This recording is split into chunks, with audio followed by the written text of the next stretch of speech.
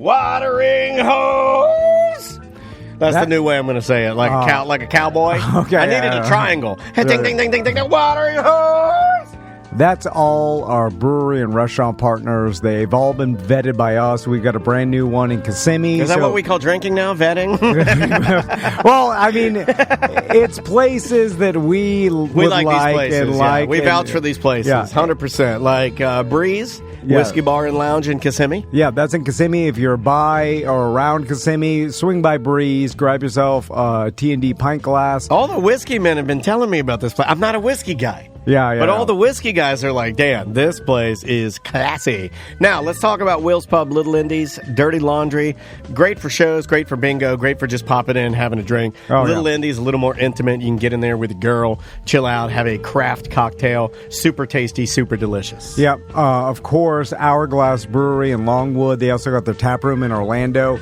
I drank an Hourglass beer last night. Yeah. They had them at the comedy show, and Tony Rage bought me a beer. And their beer's so good, man. It is. Just delicious, handcrafted beer made by good people. And their location in Longwood, huge. It's got arcades and pinball machines. And the art family and memorabilia in it, and it's humongous. It's plenty of places to sprawl. There's cornhole out front. Yeah. Let's see, who are we missing here? Cafe Da Vinci, which is my hometown. In DeLand, I love that place. I would say that's my date nighttime venue. All these other places, I would say go during the day, but man, Da Vinci just at night is such a different vibe. It's so beautiful. Yeah, CafeDaVinciDeLand.com for all our upcoming shows. We got Ailstone that's also in Longwood. They got 50% off their in-house homemade pizzas that they do. Really good beers, though. And that's Monday through Thursday is a 50% off the pizza. Salty Sisters, that's in Cocoa. That's our friend Tiffany. She was just on the show a couple of weeks ago. Go there and check that place out. Another humongous bar, great for kids. The Current Seafood Counter, I'm proud to tell you, they're back to full hours. So they're doing lunch and dinner now, not just dinner service. And their hours do fluctuate because it is the summer and it's fish. But it's all like market. They do an awesome job. You like seafood and some delicious... I'm going this weekend. Macy's cleared Saturday. She was supposed to have something going on. It has been canceled. You'll see. If you want to see You've been there 10 times. I have probably been there more than 10 times. Come on down to the Current and eat some seafood with me. And then, of course, who could forget all of our Sanford partners like Weston Trading Company, Celery City Craft, and, of course, Tuffy's Music Box. Yep. You can go to Tuffy's Music Box and TuffyCider.com and check out all of the acts that are coming through the Music Box. But Tuffy's is great. Anyway, check out all of our partners at TomandDanWateringHoles.com. Welcome back to A Corporate Time. We are on location at the Orlando Science Center in their brand new Life exhibit. Well, super lucky to be here. I know that this has been in the making for quite some time. We were getting the stats and figures before this opened up, sitting here with our pal Jeff from the Science Center, and I was a little blown away at actually how long this has been. It's been a long time coming. 10 years in the making, $13 million. Completely redone. Brand new. One of the most unique exhibits for a science center in the country. For sure. Yeah, and something that Orlando, I've been here a long time. I've never seen this so close to downtown Orlando. I would go a little further and say, after what Jeff said, I don't think I've ever seen something quite like this at any museum or any, science center I've ever been to. So let's dig in. So we're here with Shannon. She is the curator, and I apologize. You just told me your full title. I was going to butcher it too. Would you like for me to butcher it for you? Curator of Conservation and Welfare. You got it. Oh, yes. Good job. Very Holy well done. smokes. Did you see the blood come out of my nose like Stranger Things? It's a long one, yeah. Yeah, it's a good title, though, and thank you so much for the time, and thanks for kind of walking us through this exhibit. Yeah, absolutely. So we are at the beginning of the Life exhibit in the swamp area. And I know just from knowing the Science Center and coming here with my kids for so many years, the original water area where the tree is still here with the turtles and alligators, but it's completely redone. Is that correct? It is, yeah. So the cypress swamp was always a really iconic part of the Science Center. Yeah. People remember it for many, many years, even to the animals. Some of the animals that have been here since the early 90s, people remember them, they recall them. That is so They cool. took a minor break during our construction period, but they are all back, including we have a snapping turtle. We call him Frank the Tank. He's Frank the Tank, yes. quite famous. We have Everyone talked before about remembers him. Frank. That's awesome. So he is Glad back. to know he made the journey. He did, yeah. So they got basically an upgrade in their exhibit. You know, this beautiful cypress swamp. The trees still extend up through the exhibit, so everybody still sees that as you walk through the doors and remembers what that looks like. Was it hard though? I mean, like I know in art or when I design things, to have a focal point is amazing.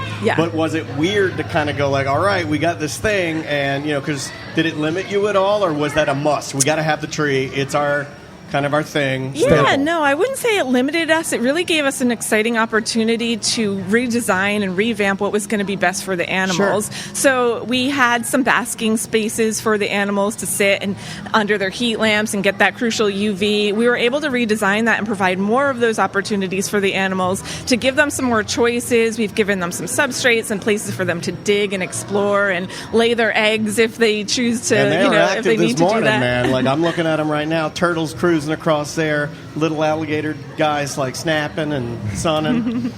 So I also noticed that in this exhibit there's what seems to be mesh tunnels through the ceiling. What are those for? Yeah, I like to describe our swamp gallery as 360 degrees of animal interaction here, right? So you look up, there is a tunnel that will extend above your head that our Prevost squirrels can be running through. They really enjoy this aspect of their exhibit, so we can open these tunnels and give the animals an opportunity to explore and run. And then there's an actual enrichment box that's located within those tunnels that we can provide little foods and snacks and perform some programming for our guests to talk about the impacts that these animals are having in the wild, and really to just give them an opportunity to see animals above them. But they're also housed with a species called a gopher tortoise that burrows below the ground. So you're really surrounded. You can look down and see animals, look out and see animals, look up and see animals. It's really an impressive exhibit.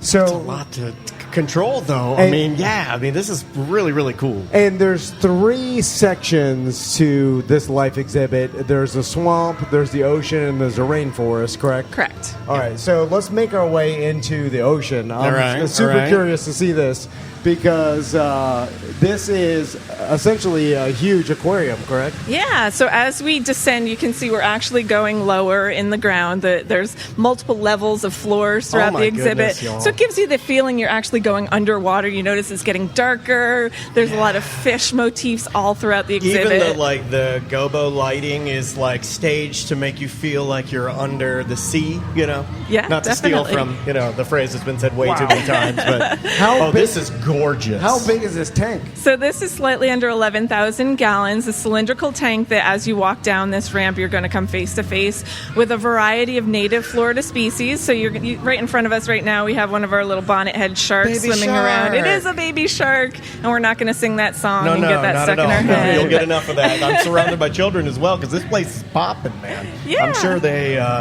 sure they have a lot of fun seeing that. I also have a feeling you're going to have a lot of visits from any local Orlando rapper to see what a real fish tank looks like, because this is an amazing. This is a rich person's fish tank, man. Is that live Holy coral moly. too? So this exhibit, our shark enclosure here, this is not live coral. This is all simulating what you would naturally find on a Florida reef. We do have a live coral exhibit just around the corner that is Indo-Pacific species, so a lot more vibrant and colorful. Florida reefs are beautiful, but they're not quite as colorful as the ones that you would see in the Indo-Pacific, and there's a lot of interactives in this area that kind of focus upon some of the challenges that our coral reefs are having right now here in Florida with rising temperatures and some crazy summer heat as we're experiencing today. Oh, yes, we were out in it yesterday, and it is really hot with record I mean, record temperatures in some parts and hitting records again today. It's awesome how close you're able to. I mean, to have there's some tanks or aquarium exhibits where you have to stand far back from it. It's just like the fact that you could stand right there and look at these fish in the eye is a. Oh yeah, like this one, and it almost is like Jeff is cueing them with buttons behind us because we've had like schools of fish come by, we've had the baby shark come by. Yeah, this is beautiful, guys. Really, really something to be proud of. So I noticed there's a child that's sticking his hand in the water. Is that an interactive exhibit? No, it's for punishment. That's where we send the bad kids. Yeah. No, I'm kidding.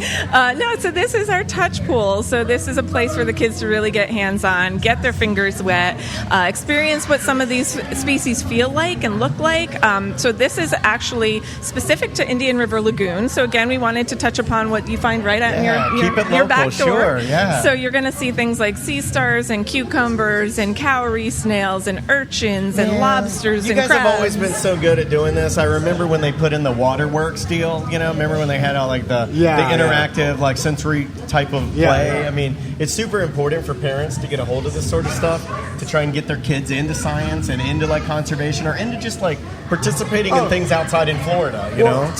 For a kid to be able to touch a starfish, is it like once in a lifetime? Like we used to be able to do it, but it was a lot harder process, and you're not going to get it in the city. I remember as a young boy in Volusia County going to the Cape Canaveral seashore, and then you would have some conservationists volunteer, take their time to let you hold a pufferfish or let you see different things. I mean, those people need to be cherished, and we have something like this right here, smack dab in the heart of our city. So what is this gigantic I didn't even see this. Screen wall behind us? Yeah, so this is called the Sea Life Kaleidoscope. So this is another one of those things, although there's beautiful live animals right in front of you, kids love to play with a screen, right? They love to come and get their fingers onto that screen and touch and move things around. So this is an exhibit where they can put these different species, like there's a clownfish we're playing with right now, there's sea stars, things like that you can put on a screen and it's displayed and projected up onto a wall to create these kaleidoscope effects. And That's awesome. Colorful and visually really beautiful. Cool. That is awesome.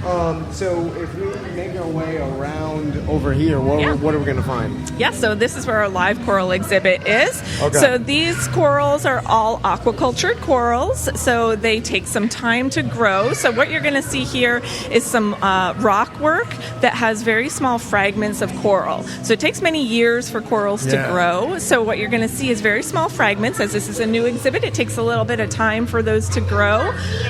There's some children really enjoying it right now. It's really cool that we get to see like the kids like into it, man. Like, like this thing is wide open. I love it.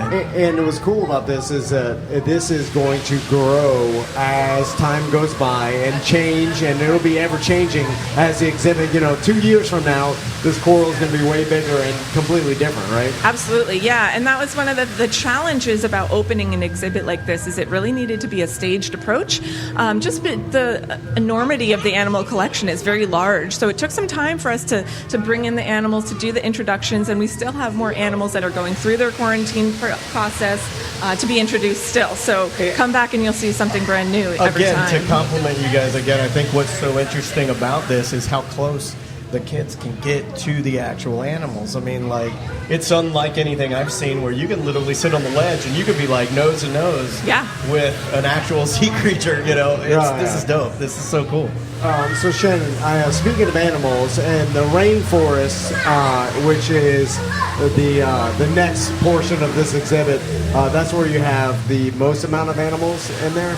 Well, that's really where there's no barriers. So that's what I will say about it. There are no barriers. You're going to be following a pathway through the exhibit, but you are literally in their home in that exhibit. So you will have monkeys around you, sloths around you. Oh, wow. Tortoises walking right next to your feet. So it's very immersive. So let's make our way over there. And Jeff was telling that's me... a bold approach, too, because with that, you got to learn respect, absolutely. Especially we're going into their house, Yeah, Well, he was telling me that the entire atmosphere has been created to mimic the rainforest, including like UV lights to mimic the sun. It's 81 degrees, I think he told me. The humidity's higher. Basically, you emulated the rainforest environment, correct? Totally, yeah. So get ready to walk out into Florida in 80-degree weather. That's Okay, pretty much all right. what we're about to walk into. So we need to keep the temperature and the humidity at a very stable consistency for the animals' health. So our sloths, our tamarins, they all really enjoy that warm, humid environment, just like the Amazonian rainforest. So we're going to come through our first set of doors. One of the things you guys are going to notice is we actually have 2 sets of doors before we walk into the rainforest. And the reason for that is it is an area where because it's so interactive and so immersive, if an animal were to come through the door, they now have a separate space that they would be enclosed in, that if we needed to, we could then collect the animal and bring them back to their exhibit. This is like a fancier version of what they have at dog parks that nobody adheres to. The double gate. Yeah, nobody adheres to the double gate. Like, Exactly. it is humid in here. Yeah, it is it's a sticky boy right now. Here we go. Here we go. Oh, wow. So immediately... Okay, this is just so cool, dude. So the humidity in here is crazy. And it smells. it's so- Take a big whiff, dude. Yeah. It smells so alive in here. Directly behind you are the 2 stars of the show. Oh, wow. Okay, so we are seeing guys. 2 monkeys right now. So what kind of monkeys are Yeah, these? so these are, I'm sorry they're not Tom and Dan, but their names are Tom and Carmen. They were actually beautiful. Yeah, they are. They're called golden-headed lion tamarins.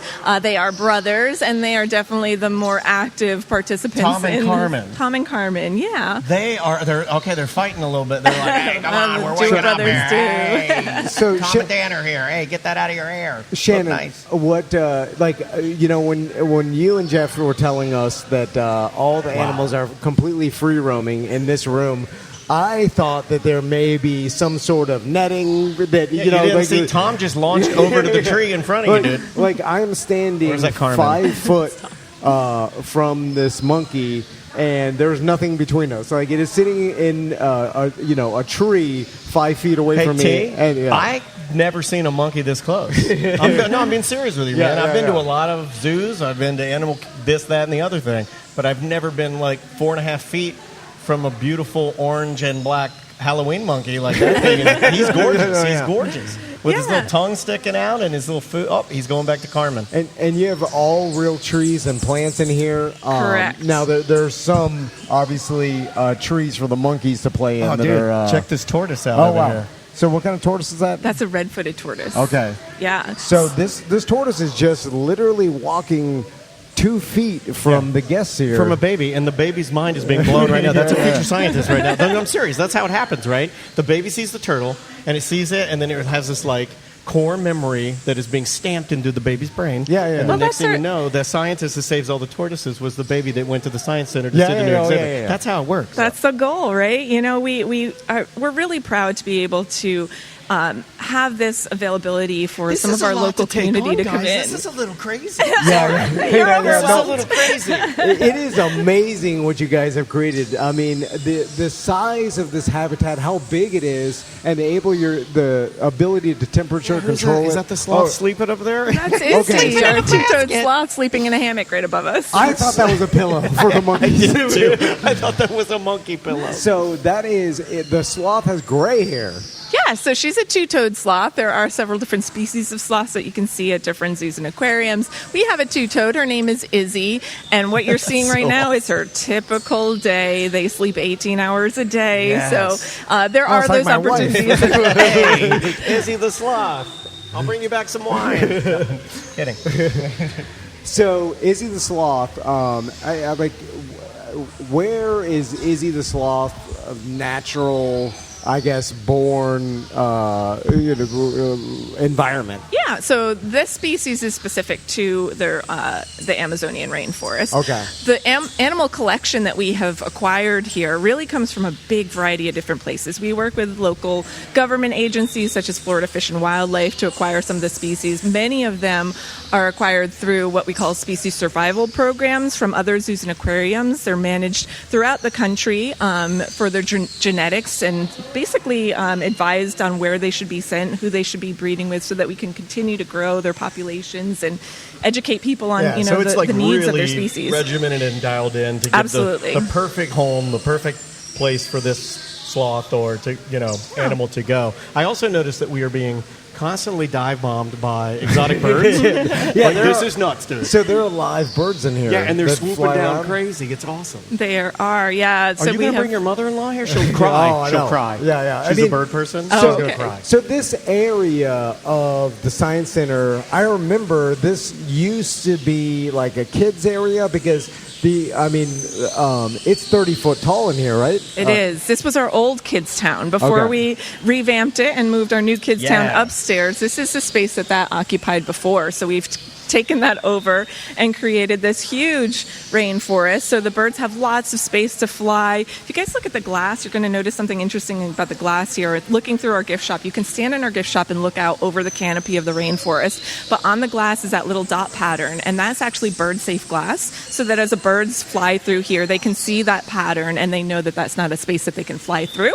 So it's all built, with them in mind to keep everything safe and secure for them. Everything was thought of meticulously, like obviously. That tortoise behind me is faster than EJ. Right there. Look at him go. Yeah, I know. He's ripping. He's just wandering around. And it's so crazy that all the animals are just free roaming here.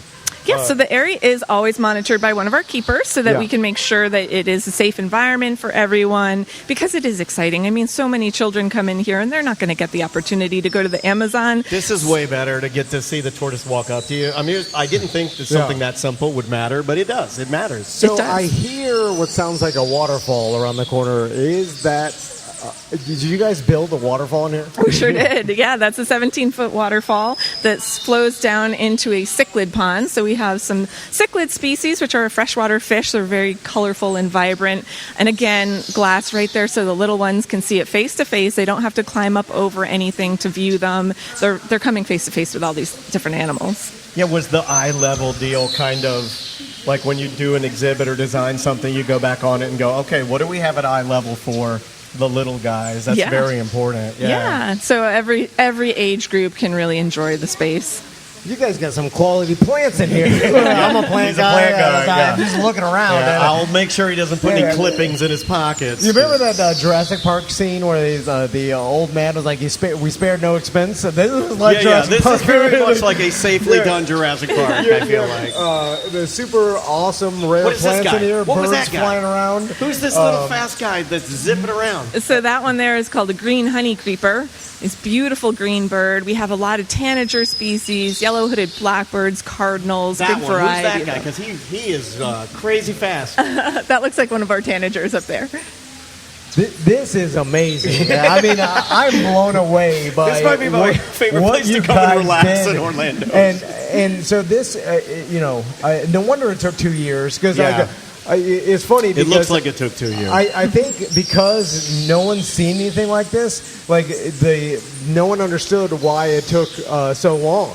Until you see it, you're like, oh, yeah, no wonder. Yeah. I mean, just to bring in all the real trees and the plants. I mean, these are full-grown plants that have been, it looks like and those are not piped-in sounds. We are not the Atlanta Falcons. Those are real birds. Actual birds. It is amazing what you guys Do you have created. a favorite? Are you allowed to have a favorite? Well, I'm an aquatics girl, so the sharks are really my I got to tell you, this room's pretty amazing. So let's just talk about the fact that it's hot in here, and this is amazing. So what are some of the behind the scenes extra staff and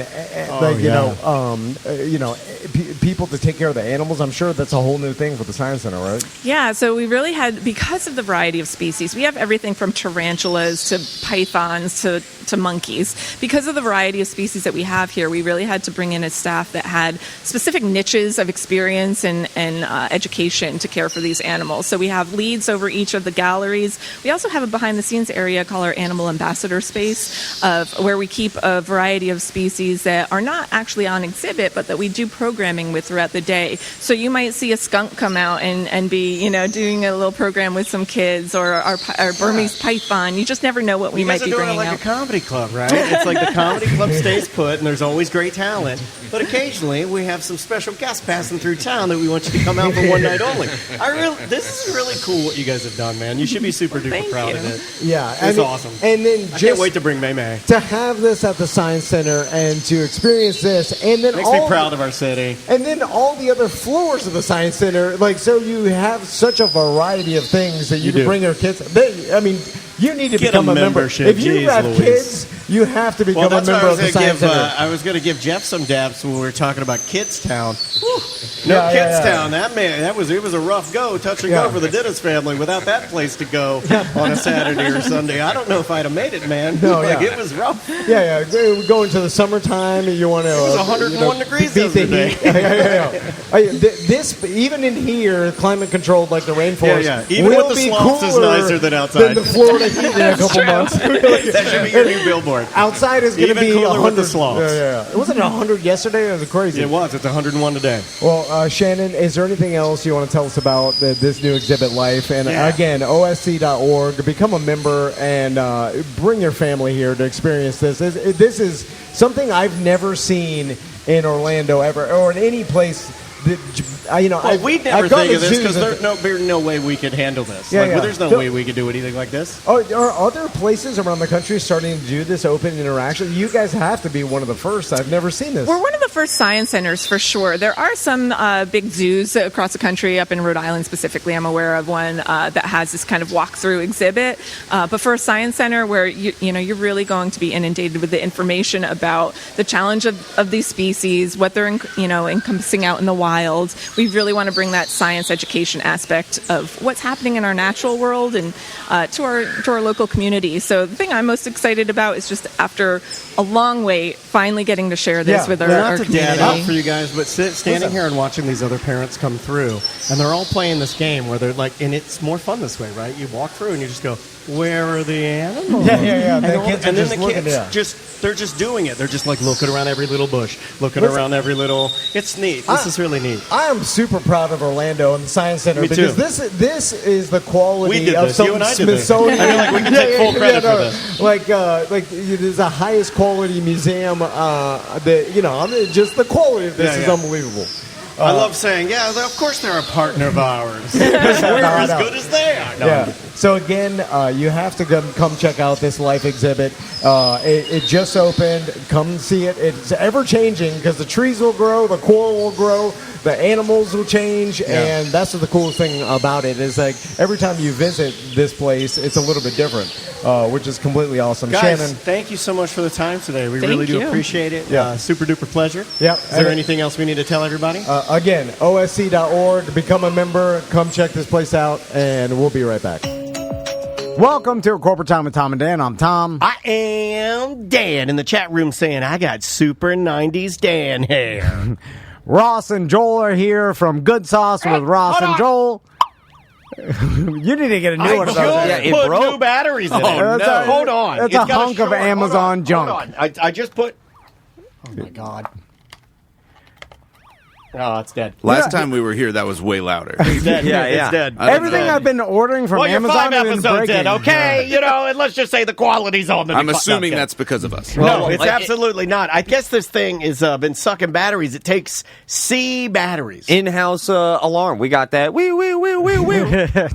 So, There you go. you guys have a friend show coming up on Thursday, so tell me about it. Oh, you go first. All right, it's called 10 Sketches. Okay. Guess what it is? All right, I have an idea. It's right a there. one-woman show. Yeah, we're not even in it. Yeah. It's 10 original sketches. Okay. Some of them are 3-4 minutes long. Some Nice. of them are about a minute long. Okay. It's all over. Micro sketches. Yeah, there are micro sketches. I'm a fan of a micro sketch because they're hard. Well, I feel like micro sketches are they're deceivingly evil to create. and the trick of those is if your joke is really only 30 seconds long, you don't need a 5-minute sketch. Correct. Yeah. Just tell the joke and get out. I like that. Yeah. So that's kind of, we just wanted it to be funny, and we've pretty much embraced cartoon little kid what boys pretend to be while they're hanging out. We are cowboys, astronauts, pirates, thieves.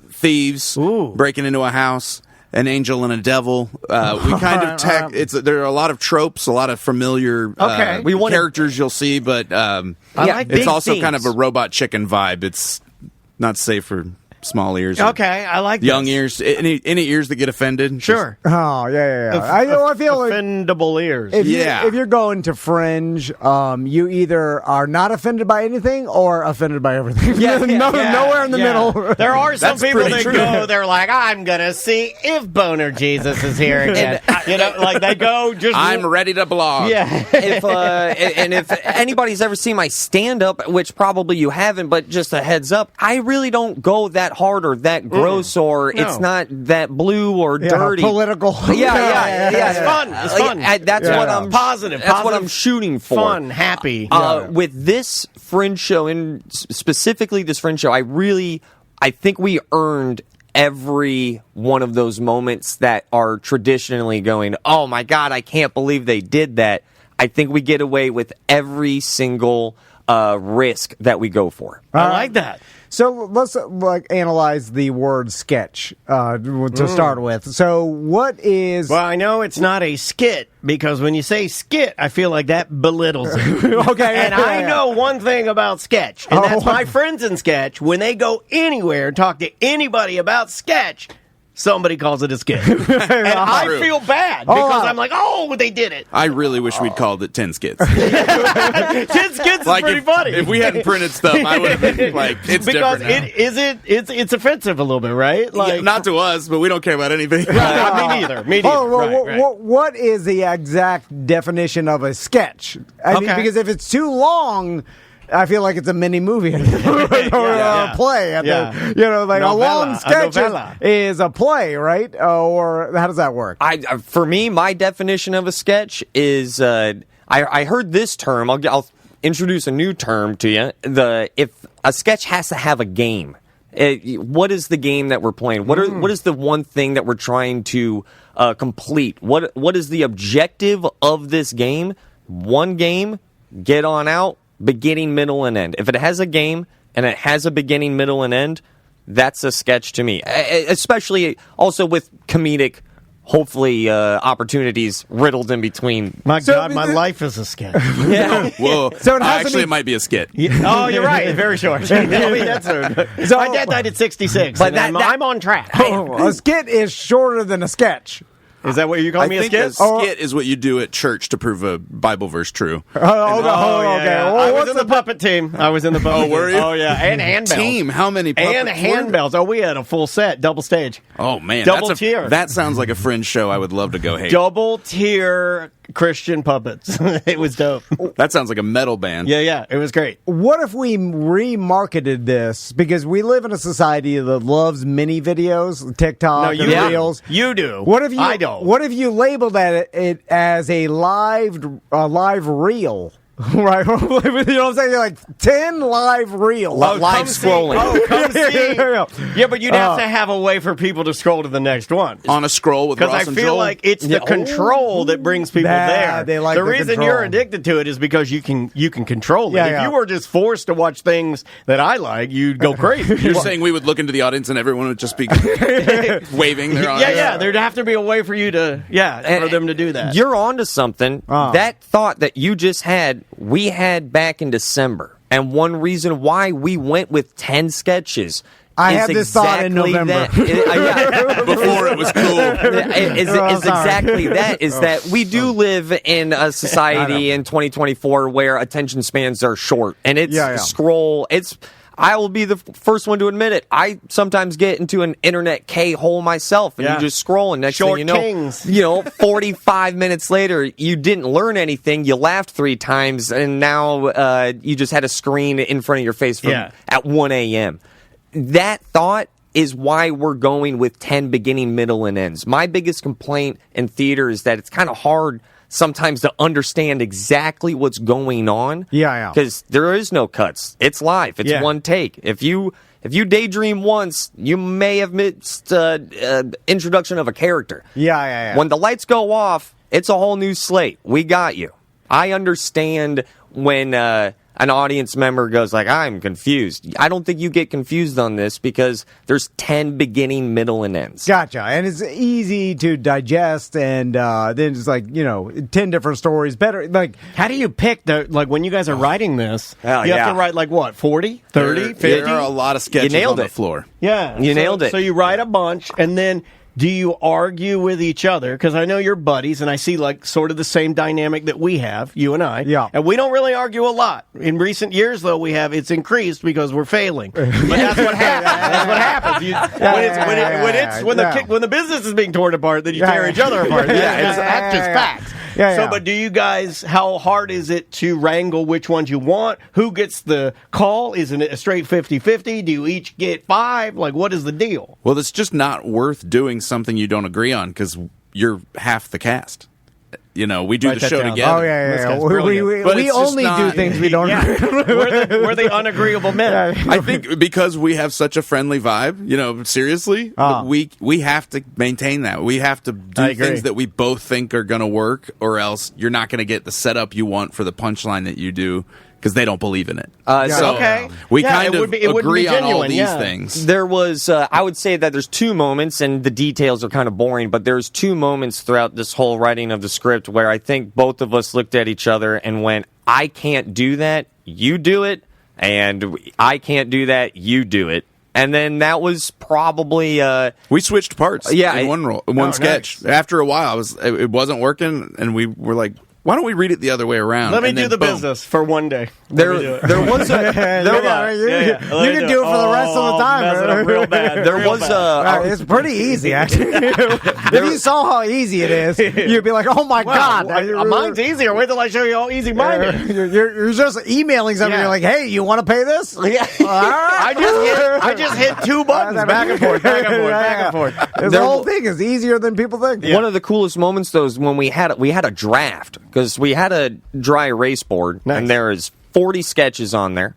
And now some of them are similar, I'll be honest with you. Like, I would say, 8 or 10 of those sketches are very similar games, but just in different settings. So 40 is kind of an inflated, but still 40 different sketches on a dry erase board. And we had a draft. What's your number 1 overall draft? What's the one that you have, like... I know that's how... Anybody go Falcons and really blow it up? There was one I would say that I've been the most stubborn about, and I'll give you the title. Who got the Phoenix? I was very stubborn about this homophobic gay cowboy sketch. All right. I'm in. That's all I needed to hear. And that's why I was like, I need this in the show. I trust it. I believe in this sketch. And this is how our creative process starts. I'll get to his house and he'll go, you ever seen a homophobic gay cowboy? I'm like, what? Yeah, and then 6 months later, we're setting light juice for a homophobic Oliver Peck mask. Yeah, you have so many questions after you hear those 3 words together. Homophobic gay cowboy. Yeah, I love it. And it's going to be really awesome to answer all those questions come this Thursday. Go ahead, Tom. Sorry. I was going to ask, where do people get tickets? I mean, obviously, Fringe is going on. You get your button, you can see all the shows, or you can buy individual tickets to shows. Yep. And where can they buy tickets for you? OrlandoFringe.org or RossComedy.com. Okay. That is true. So, the link's at RossComedy.com, or Fringe, you search for Ross and Joel, and it'll come up. 10 sketches. And also, because the title is got a number in it, we're one of the first shows, like, in the digital program. Hey! That's why we didn't spell out 10. Yeah, got to do it. We would have been in the T crowd, and that's just not where we live. We're numerical. But we're going from space to cowboys. It was just so much fun. This has been the hardest comedy project, or just the biggest comedy effort I've ever been a part of. How many times do you run it? We've ran it. Once we decided on what the 10 sketches were, we immediately started running it. And then change the order 100 million times? Yeah. I'd say probably we thought we were perfect the first time we set the order, and then I think 2 more times we've changed it. Yeah. That's what you and I thought about spaghetti in a bag.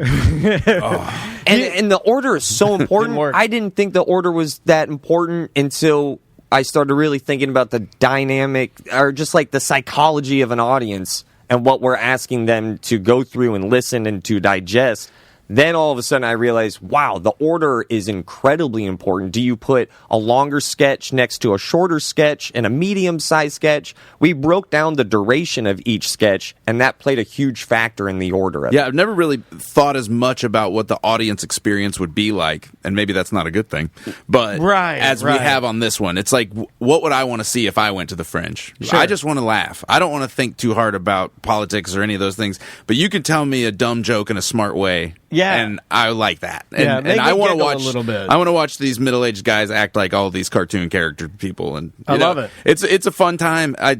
We also wrote it not wanting anybody to have to pay attention to anything for too long, in case they didn't like it. Yeah, it moves. They're short and sweet. It moves. Yeah, I like that. Do you guys find that when you guys write together that it seems to go down a similar path each time? Because me and Daniel, every time we end have with suicide in every. Is that what you're going murder, to? suicide, I have one of those. or divorce. Yeah, like every it goes dark fantasy every scenario time. we have is like we're both like we divorced our wives, and then we're trying to figure out a creative way to kill ourselves. Daniel lives under a bridge. I don't know why. I'm obsessed with wanting to live under a bridge. Yeah. Why not? It's shady. I like the tight space. I don't know. I'm fascinated with those type of people and the way that they live and their lack of laws. But all our you can embrace fantasy, troll culture. I could. I'm built for it, man. It just goes down a horrible dark path. Yeah. That's where we end up, and then it always ends up the same way. And that always makes me laugh the most, though. It's like me sad somewhere, and then like the idea of my daughter looking at my Facebook. Because I still have one, even though I'm homeless, but she's just like scrolling and looking. She's like, "Oh my god!" Like, I don't know why I think that's so funny. I'm on his unhomed page. You should not think that's funny. That would be such a bummer to go to a homeless guy's Facebook page. They're all over the internet. Well, because you could scroll down and just see like the his life get better. His life get better. Yeah, you know what? It's like a sad movie in reverse. They're everywhere, man. You know, like back in 2018, he was at a birthday party. Wow, look at that. He hosted a barbecue 2 years ago. No grays. There are a lot of homeless people now with like digital apps to receive currency, and I'm a traditionalist. I will go to the grave with never paying a homeless person digitally, but I just refuse to do it. Yeah, I will never cash app a homeless person or Venmo. I go as far to get change. I get coins. I'm a coin guy. Old school. Yeah, I go very old school. I just give them Dave and Buster's tokens. Those are good though. Like if you save these up, you can get a fanny pack. Are you hungry for pinball? Curly straw? Anybody? So I'd appreciate it from now on if you'd say unhoused, please.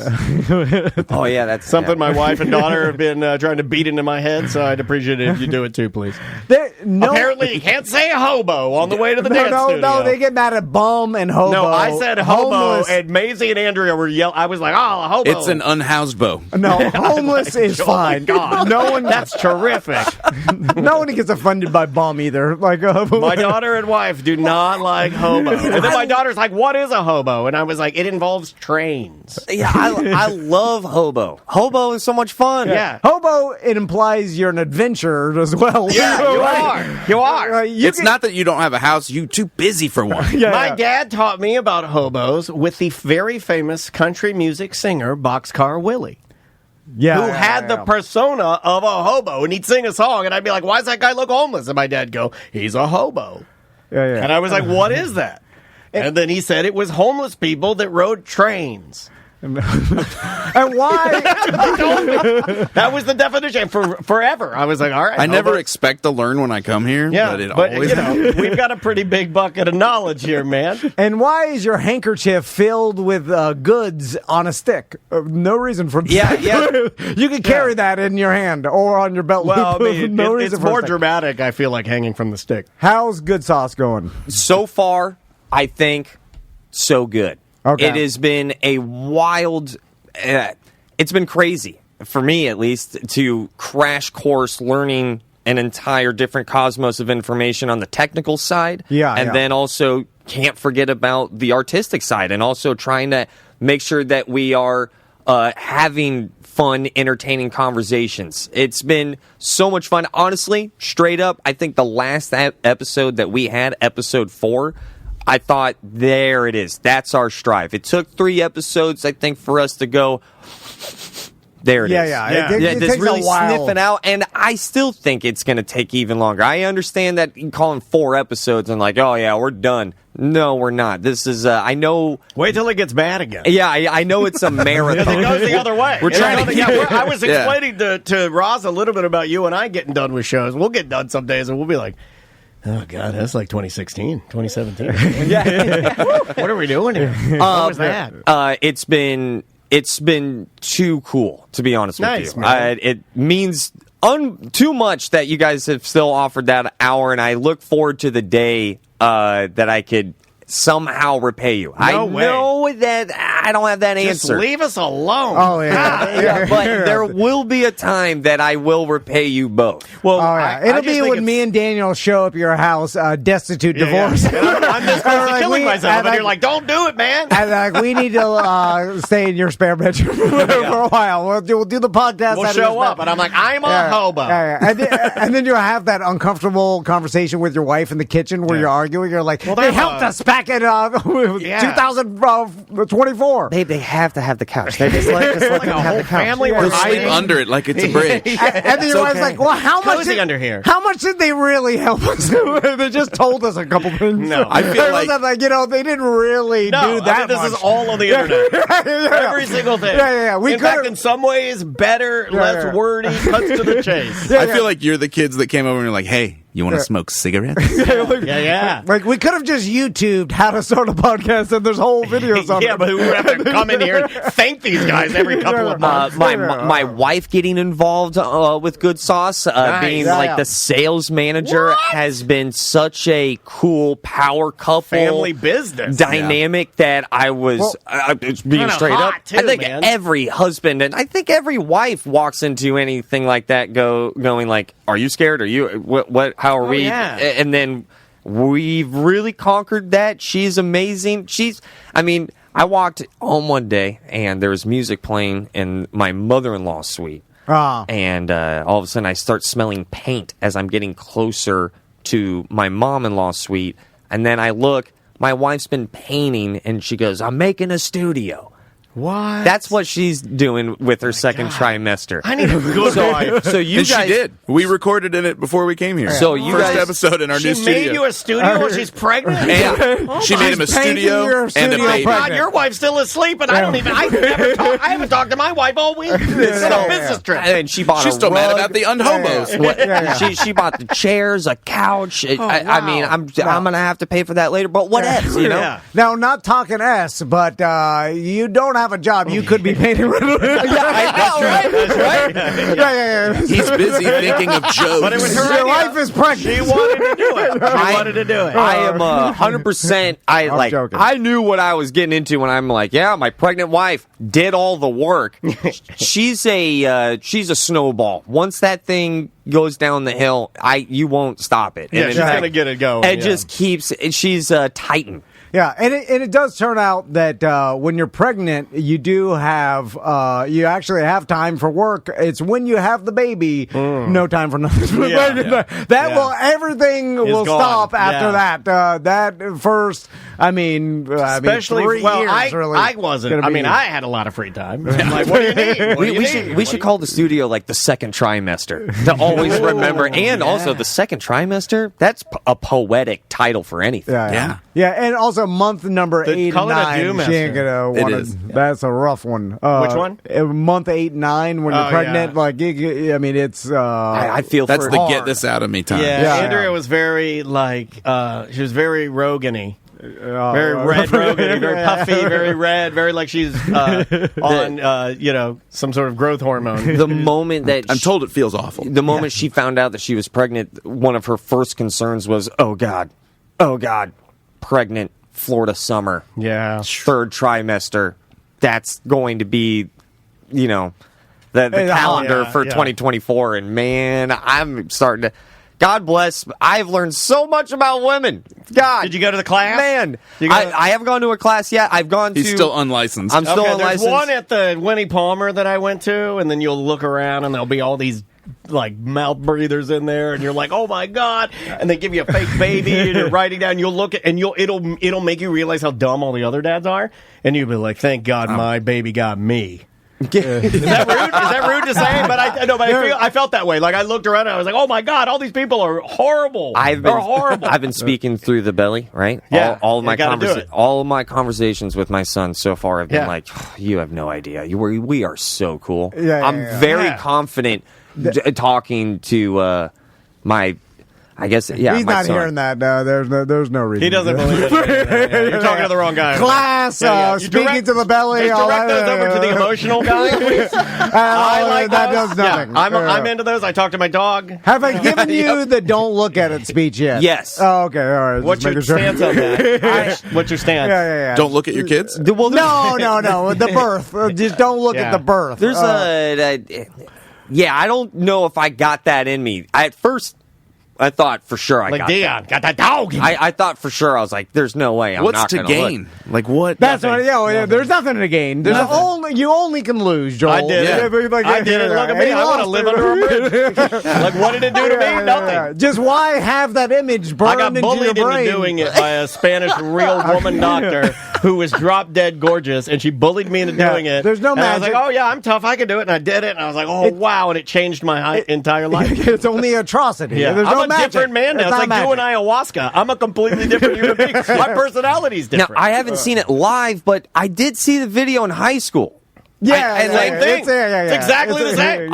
And I remember that being whoa. But it's worse because you care about the person. Now I'm not making any jokes. It's worse because you love that person and you're like, oh my god, it's a nightmare. I was in the room and you can see if you can see it. It's like a horse peeing. You see it anywhere. You see it out of every. There's no way to not see it. If you just don't know focus on it. That's the thing. Like you can hear it. If it's in the corner of your eye, it's like unfocused. Like I could see Daniel over here, but I'm not looking at his lips. Don't look at my lips. Don't you ever look at my lips. Anyway, I'm sorry. Or whatever. Sorry, enough you invited them over here to look at my lips? Enough of that. I want to mention, too, if you want to advertise with good sauce, what's the easiest email? Like, should rosscomedy@gmail.com. Oh, nice. Yeah, because obviously they still looking for advertisers, and they're still taking those and building that, the business side, because that's another part of it. It's like, you work so hard on like making sure the show's good,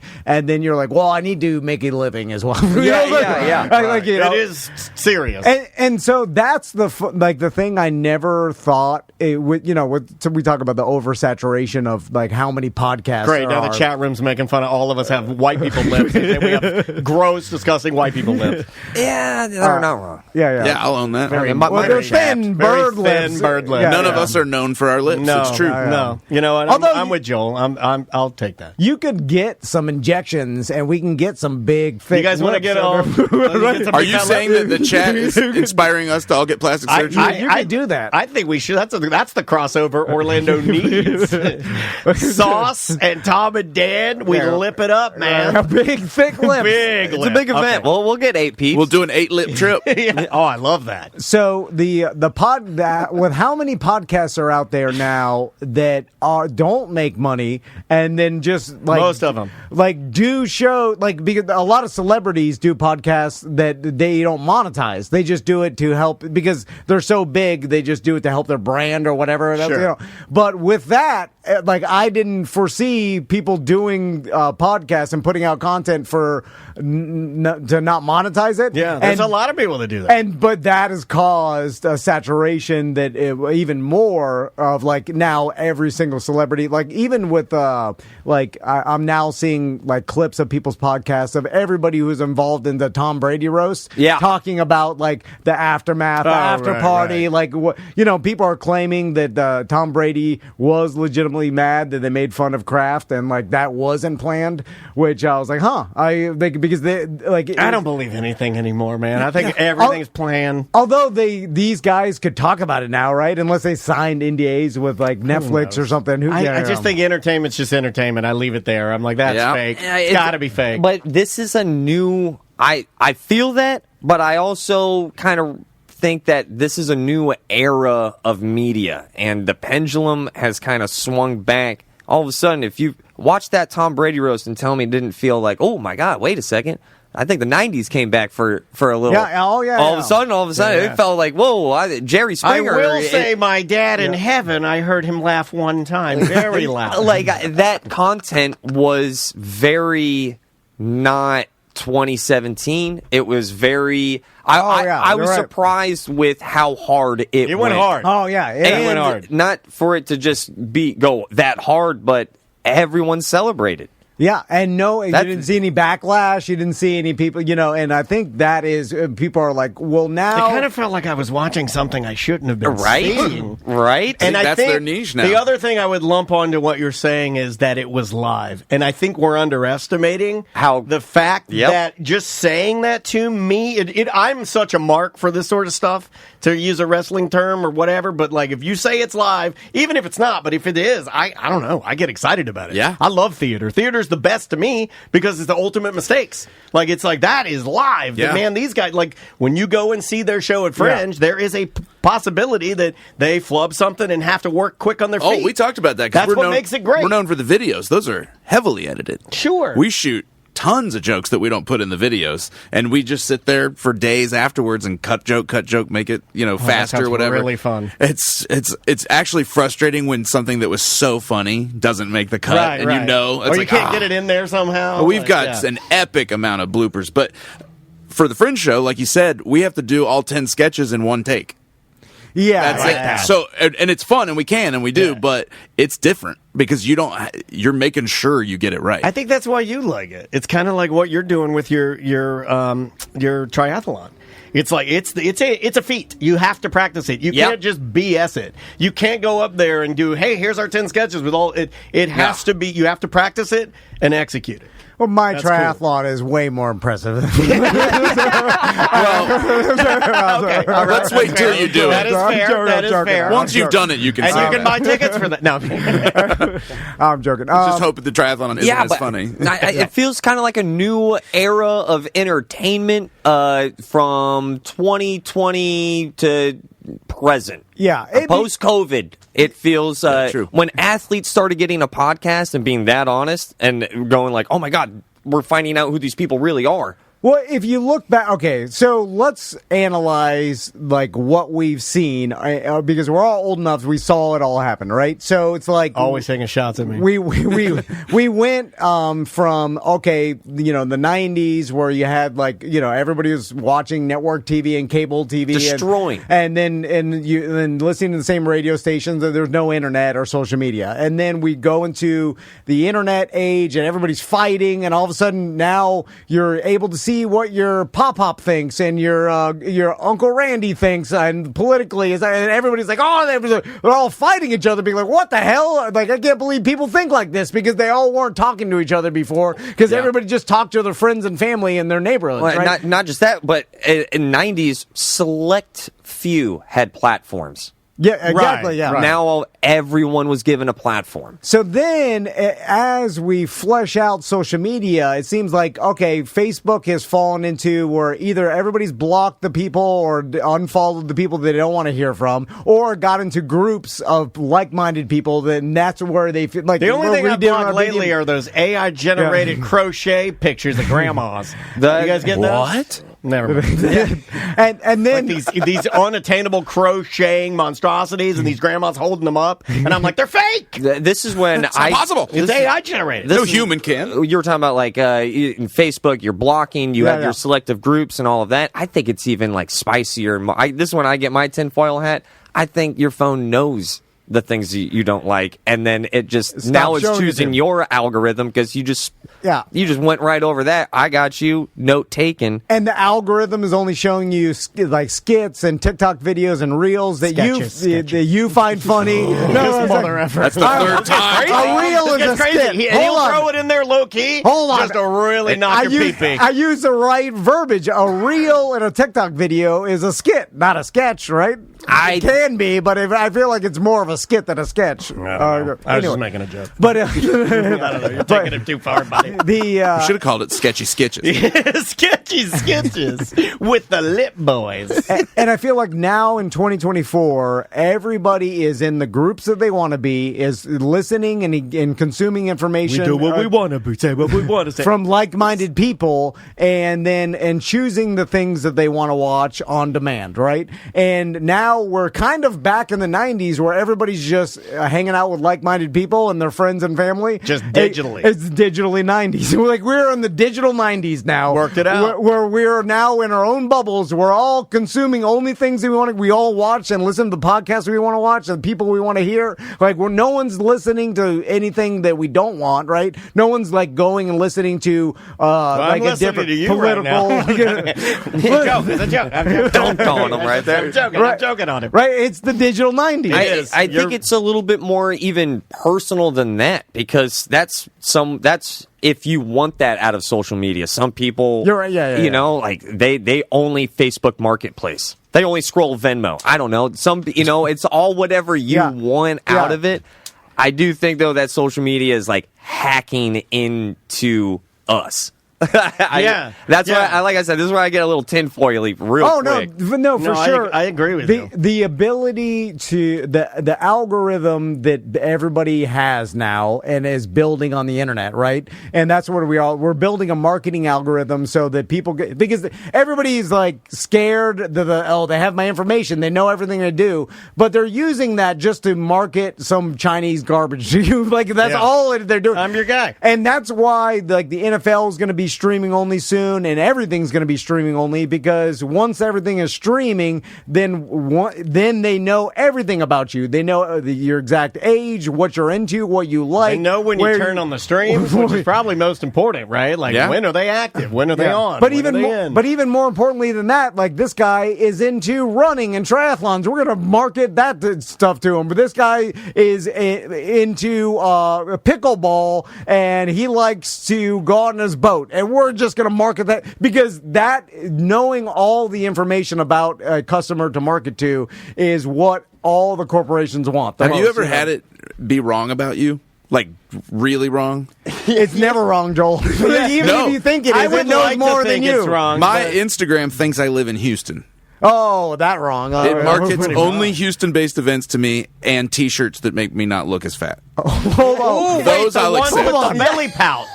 My wife loves the way this shirt looks on me. It's really tight in the arms and really big here, and I'm like, that's a maternity shirt. Yeah, it's tight in the arms. Is it the black guy with the dreads in the commercial? Not on my version. Okay, so I get the black guy. Doesn't it know your I wish I got the black guy. Yeah, he's attractive. My guy looks like I gave up more. No, this guy's attractive. This guy kind of looks like David Lucas, the comedian. I got this. You're edgier than me. I got this new trend in my feed right now, and here's the thing: the algorithm must be like, he likes it. Maybe the algorithm knows that I like it, ironically too. Okay, but I get it made you like it. Yeah. I rarely like stuff on Instagram, Facebook. Very rarely, mainly just sports stuff. Chat room gets the fat guy shirts too. Thank you. But I keep getting like really bad independent rappers. Ooh, really? But you like rap? He also does rap at home a lot. Yeah, I mean, so they might think he is a bad independent rapper. Yeah, like, maybe that's what it is. What he is. But I think it is so funny, dude. I get these low budget 45, 50-year-old like Southern Georgia white men rapping. They're like dads of like 4, like old Bubba Sparks. No, dude, like they're just like a divorced dad rapping.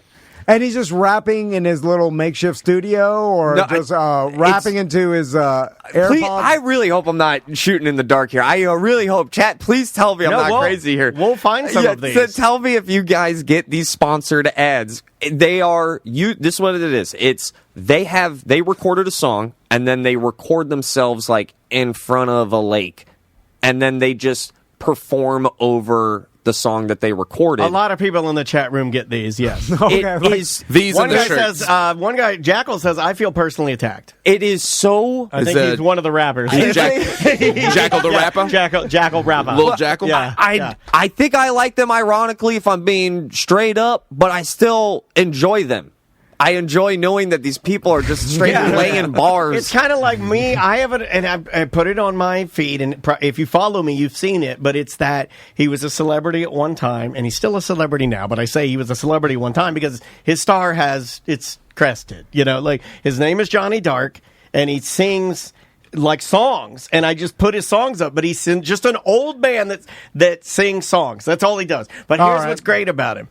He wears a black sweater and black gloves when he holds his phone with a black case on it, so you can't see the phone because he holds it right at chest level when he films himself in the mirror. And that's what makes it wonderful. It's a magic trick. It's a magic trick. He's like, they'll never they'll never see it. And he sings, and he knows all the greatest celebrities. He knows Jerry Seinfeld, Jay Leno. He's been in Hollywood for years. He's just maintained for 50 years, and he sings songs every single day, and it's my favorite thing to watch. Well, if he would just take that talent and put it in front of a lake and rap, he could go next level. I like this. At least in Ross's feed. I think you curate yours more than we do because you're trying to get the humor out of it and make yours a little more like... Oh, I have no more humor in my algorithm. It's only facts and science. It's like science, facts, how to make yourself better at running, tips for riding your cycle, swimming tips. I've always thought I had a really good algorithm just pursuing stand-up comedy for a while now because a lot of my follows are comedians that either I worked with or we did shows together. And every now and then I get to see some really good just pieces of content from all these comedians that no one's ever heard of, but they still care. They still put out good content. And I've always enjoyed my little feed, but that's the problem. That's the problem. It hooks you in. You love it. You're addicted to your own smell.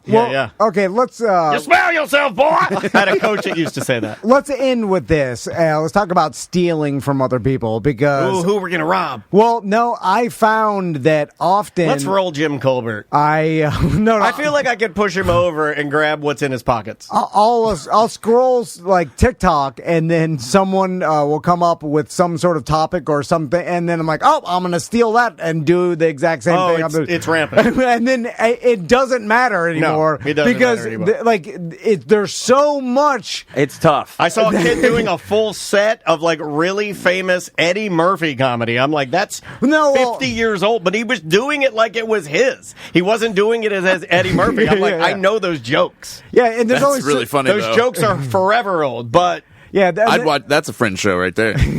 I'm sure somebody's tried to Kids do it. doing Eddie Murphy. Yeah. Well, he was like teens. Oh, I thought he was like 9. I'm like, all day. Let's get go. my daughter doing it. But it seems, going back to what used to be the trend, like, speaking of Joe Rogan, like Joe Rogan attacking old Mencia about stealing jokes and stuff. And that was at the height, when was that? Like 2006, 7 or 8? 7, 8, then it was like when the internet, we were exposed, you were using, or like, hold on, and then and now it doesn't seem like it's a thing anymore, or at least that I've seen, because there's so much. It's almost impossible.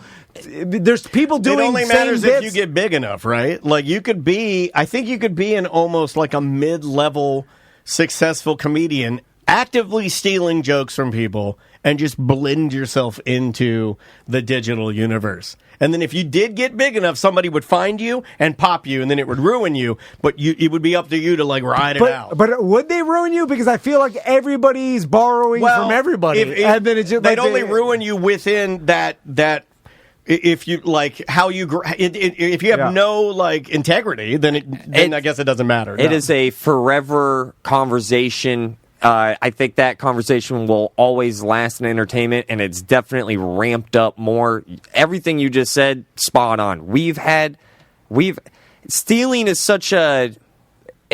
that feels like you broke into a house or something. Here's a great story. Yeah, I was gonna say, sometimes you're influenced by. Here's a great story, and I'll never forget this. And it was such a lesson for me and for everything. And it was really, we make this sketch. We call it Disease Street.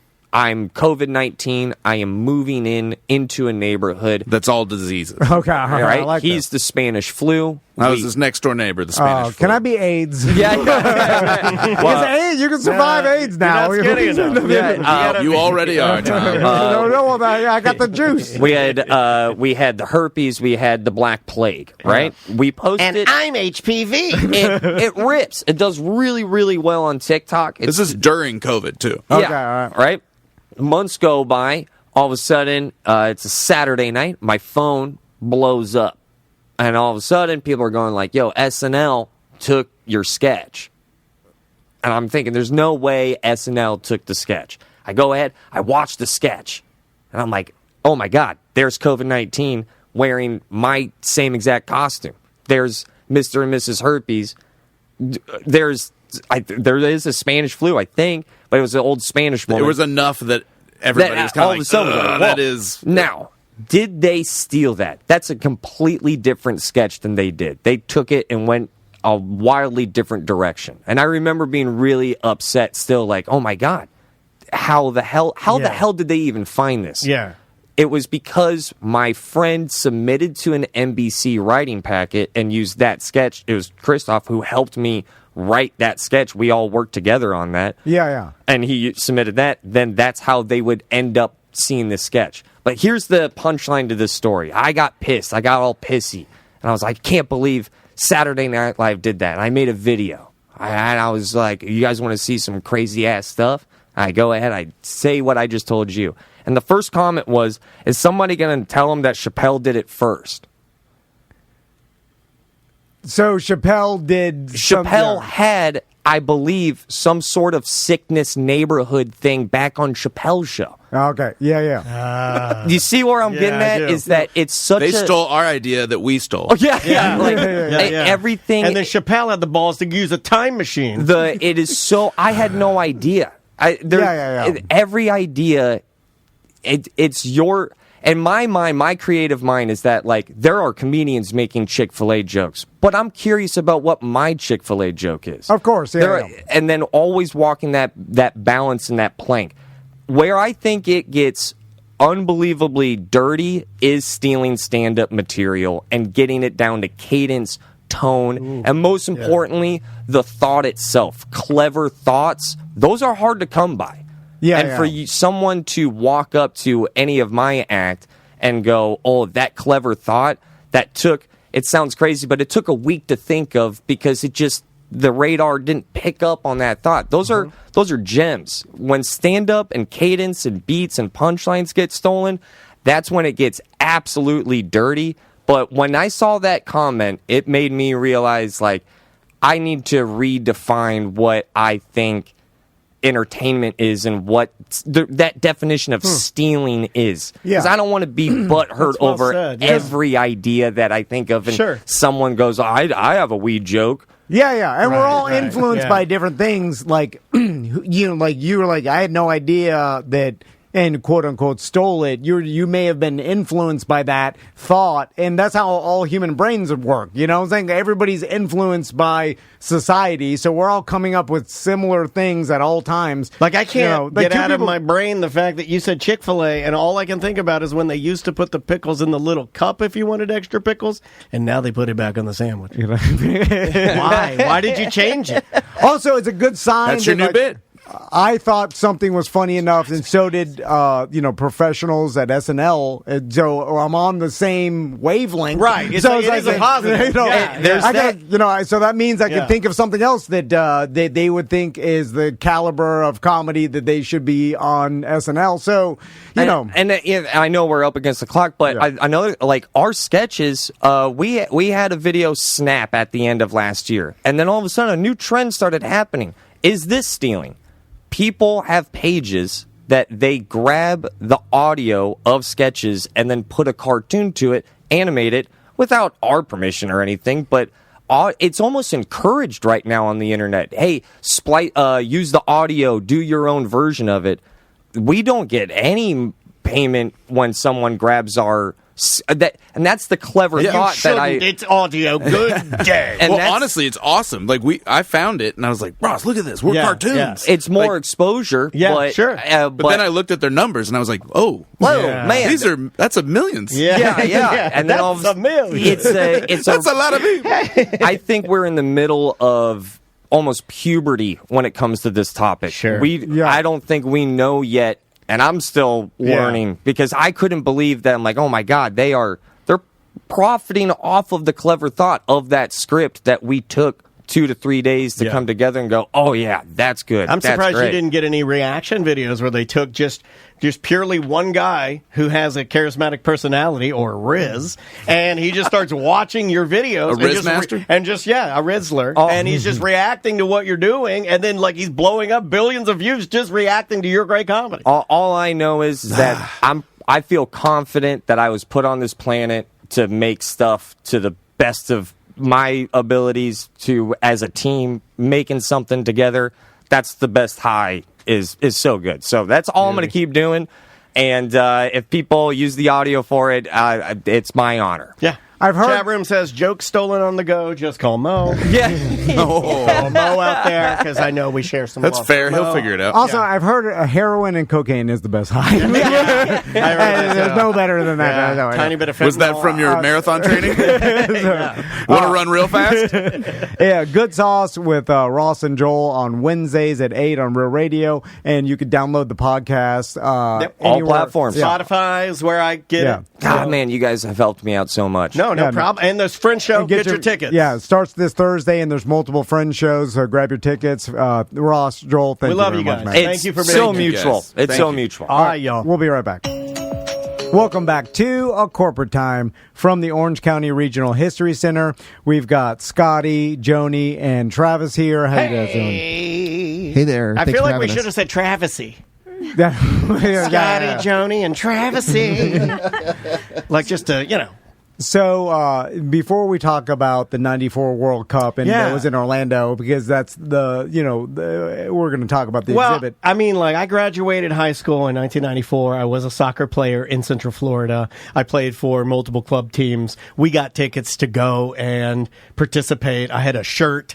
It was my favorite shirt, my 94 World Cup shirt that I got here. Yeah. I mean, it was like I got to live a very, very small part of that. A young man from DeLand, Florida, playing on multiple tiny soccer teams and thinking that my tiny little state or city of Orlando, Florida was going to get something as powerful as the World Cup. It probably played a part in why Orlando City's so popular, or soccer works here, and so it had to have, right?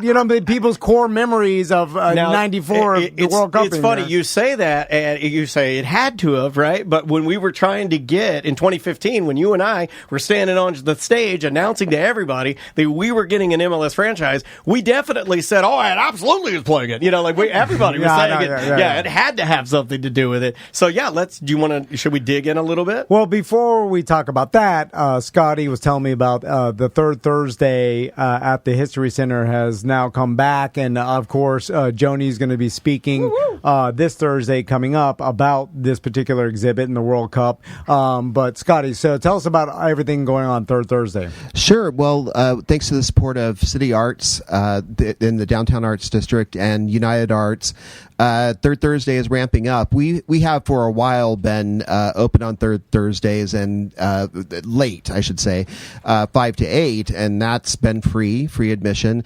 Now we're going to be open until 9 o'clock. Okay. And again, free admission. But City Arts is also putting on a market right in Heritage Square, which is the History Center's park right up in front.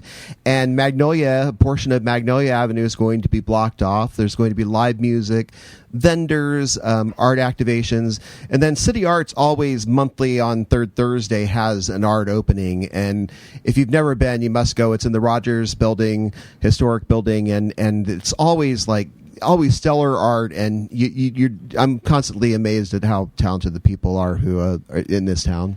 You can't say it enough, really. I know so many artist friends and musician friends and singers and actors and comedians, and Orlando's a pretty magical place for that sort of stuff. Yeah, absolutely.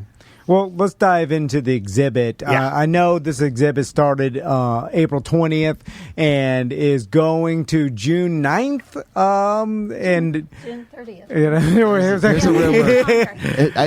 Joni is letting the cat out of the bag. All right. But yeah, currently June 9th. Okay, Get in there fast, y'all. Yeah. Before it ends. Yeah. So let's talk about the history of the World Cup coming to Orlando. Joni, how did it? I know that obviously there's multiple cities in the United States, but how did Orlando get chosen back then? This is the part I'm most fascinated with because it seems like cities it becomes extremely competitive, and you're really was Miami a part of it back then too as well, or just? Was Miami? Yeah, Miami and Tampa. There were 26 cities. Okay. That Orlando ended up being 1 of 9 venues that they chose. So it was a long journey. But interestingly enough, there were some of the sports guys in town way back when that got us at least in 1987 to be on the bid that the U.S. put in. We were one of 18 cities that were mentioned. Okay. Our Citrus Bowl was a mess at that time. It hadn't been renovated in years. We needed more seats. There were a lot of things that we thought, well, they can list us, but we're not ready. And then on July 8th in 1988 was when the FIFA named the U.S., and if you've ever heard the name Alan Rothenberg, he really is the guy that was responsible for us getting it because he's a lawyer in L.A., a great guy. He had been in charge of the soccer at the 84 Olympics in L.A. Okay. And it was the most attended on any of the sports. And FIFA finally felt like we were ready. He had owned a sports team, a pro team. That league had crashed that same year. But he really wanted to bring it, and I think it was because of him they trusted him. And it was, in the end, it was the World Cup USA 1994 was the most successful financially and in attendance and worldwide coverage than they'd ever had at FIFA. So, wow. I didn't know any of that. Yeah, it did seem like I can remember all of the pieces kind of coming together, and it did seem like it also seemed like it happened sort of fast. It seemed like because this particular gentleman, you said he owned a franchise or a team, and his team fell apart. No, it was because the whole league did. There was an American Soccer League pro, but it wasn't very popular, obviously, and it hadn't hit. Sure. So what we found here was just like you, Tom, playing soccer. There were so many parents of kids playing soccer that there was this underground that really, from the very beginning, rose up and supported us, and the us was just a ragtag group of people, that wanted to have it and understood it. And remember, this is before you had the internet, before you had social media, before you had any of all the sports channels. But you could see it bubbling, what you're talking about, like this underground. And I was a part of this. You could see it in that, and you'll understand what I mean by this. I saw guys that were like construction workers that were working in DeLand, taking their sons and daughters to soccer. Mm-hmm. And they take them out to Skydive DeLand, where we had maybe 6 or 9 fields. And there would just be hundreds of kids out there playing. And then you'd see these guys that were construction workers that were working on during the week. And then you'd see them quit and maybe take it a loan and start this teeny tiny independent soccer store that just sells, the upscale cleats, the nice balls, the Umbro shorts and everything. And then they started catching on and making money. And you started seeing them it's a legitimate job. So this underground was a little bit less underground, and there were just thousands of kids in the 90s in Florida, and I'm sure in Texas as well. But it was a wave of soccer. It was huge, dude. It was all of my friends played. I'm curious, though, how Orlando beat out, because I'm sure Orlando beat out other bigger cities, and I'm sure that it was the rest of the country was mad that Orlando got it as opposed to other cities that are way bigger. Our market size is not that big. I knew it from radio days. What were we, 34, 38? By far when that happened. Yeah, so when we got it. And how did they choose Orlando, and how did Orlando beat out bigger cities? Okay, for a lot of reasons, and I can't say it fast enough, all the reasons, because there's a lot of things. And I was involved for 6 years. I was involved on a sports advisory committee, and a developer wanted to build a new stadium out by Lake Nona. It wasn't the current developer, but anyway. So the city and the county formed an advisory committee to look at that. or whether they should fix up the stadium. And so I volunteered for that committee because I had an engineering company, and I knew people that had worked on Auburn Stadium. And so we took that as a model for how much it would cost to improve the stadium, and Chuck Rowe was skiing. So anyway, all of that had to happen at that moment. So our stadium actually, even, Miami had a brand new stadium through Joe Robbie, and it was built, and he was a soccer fan, and it was built to accommodate that. So Miami was well positioned, but their bid committee never really got their act together. Sounds like Miami to me. Yeah. By the way, it'll always be Joe Robbie to me. I grew up in Miami. Okay. Joe Robbie, no Hard Rock. God, get out of here.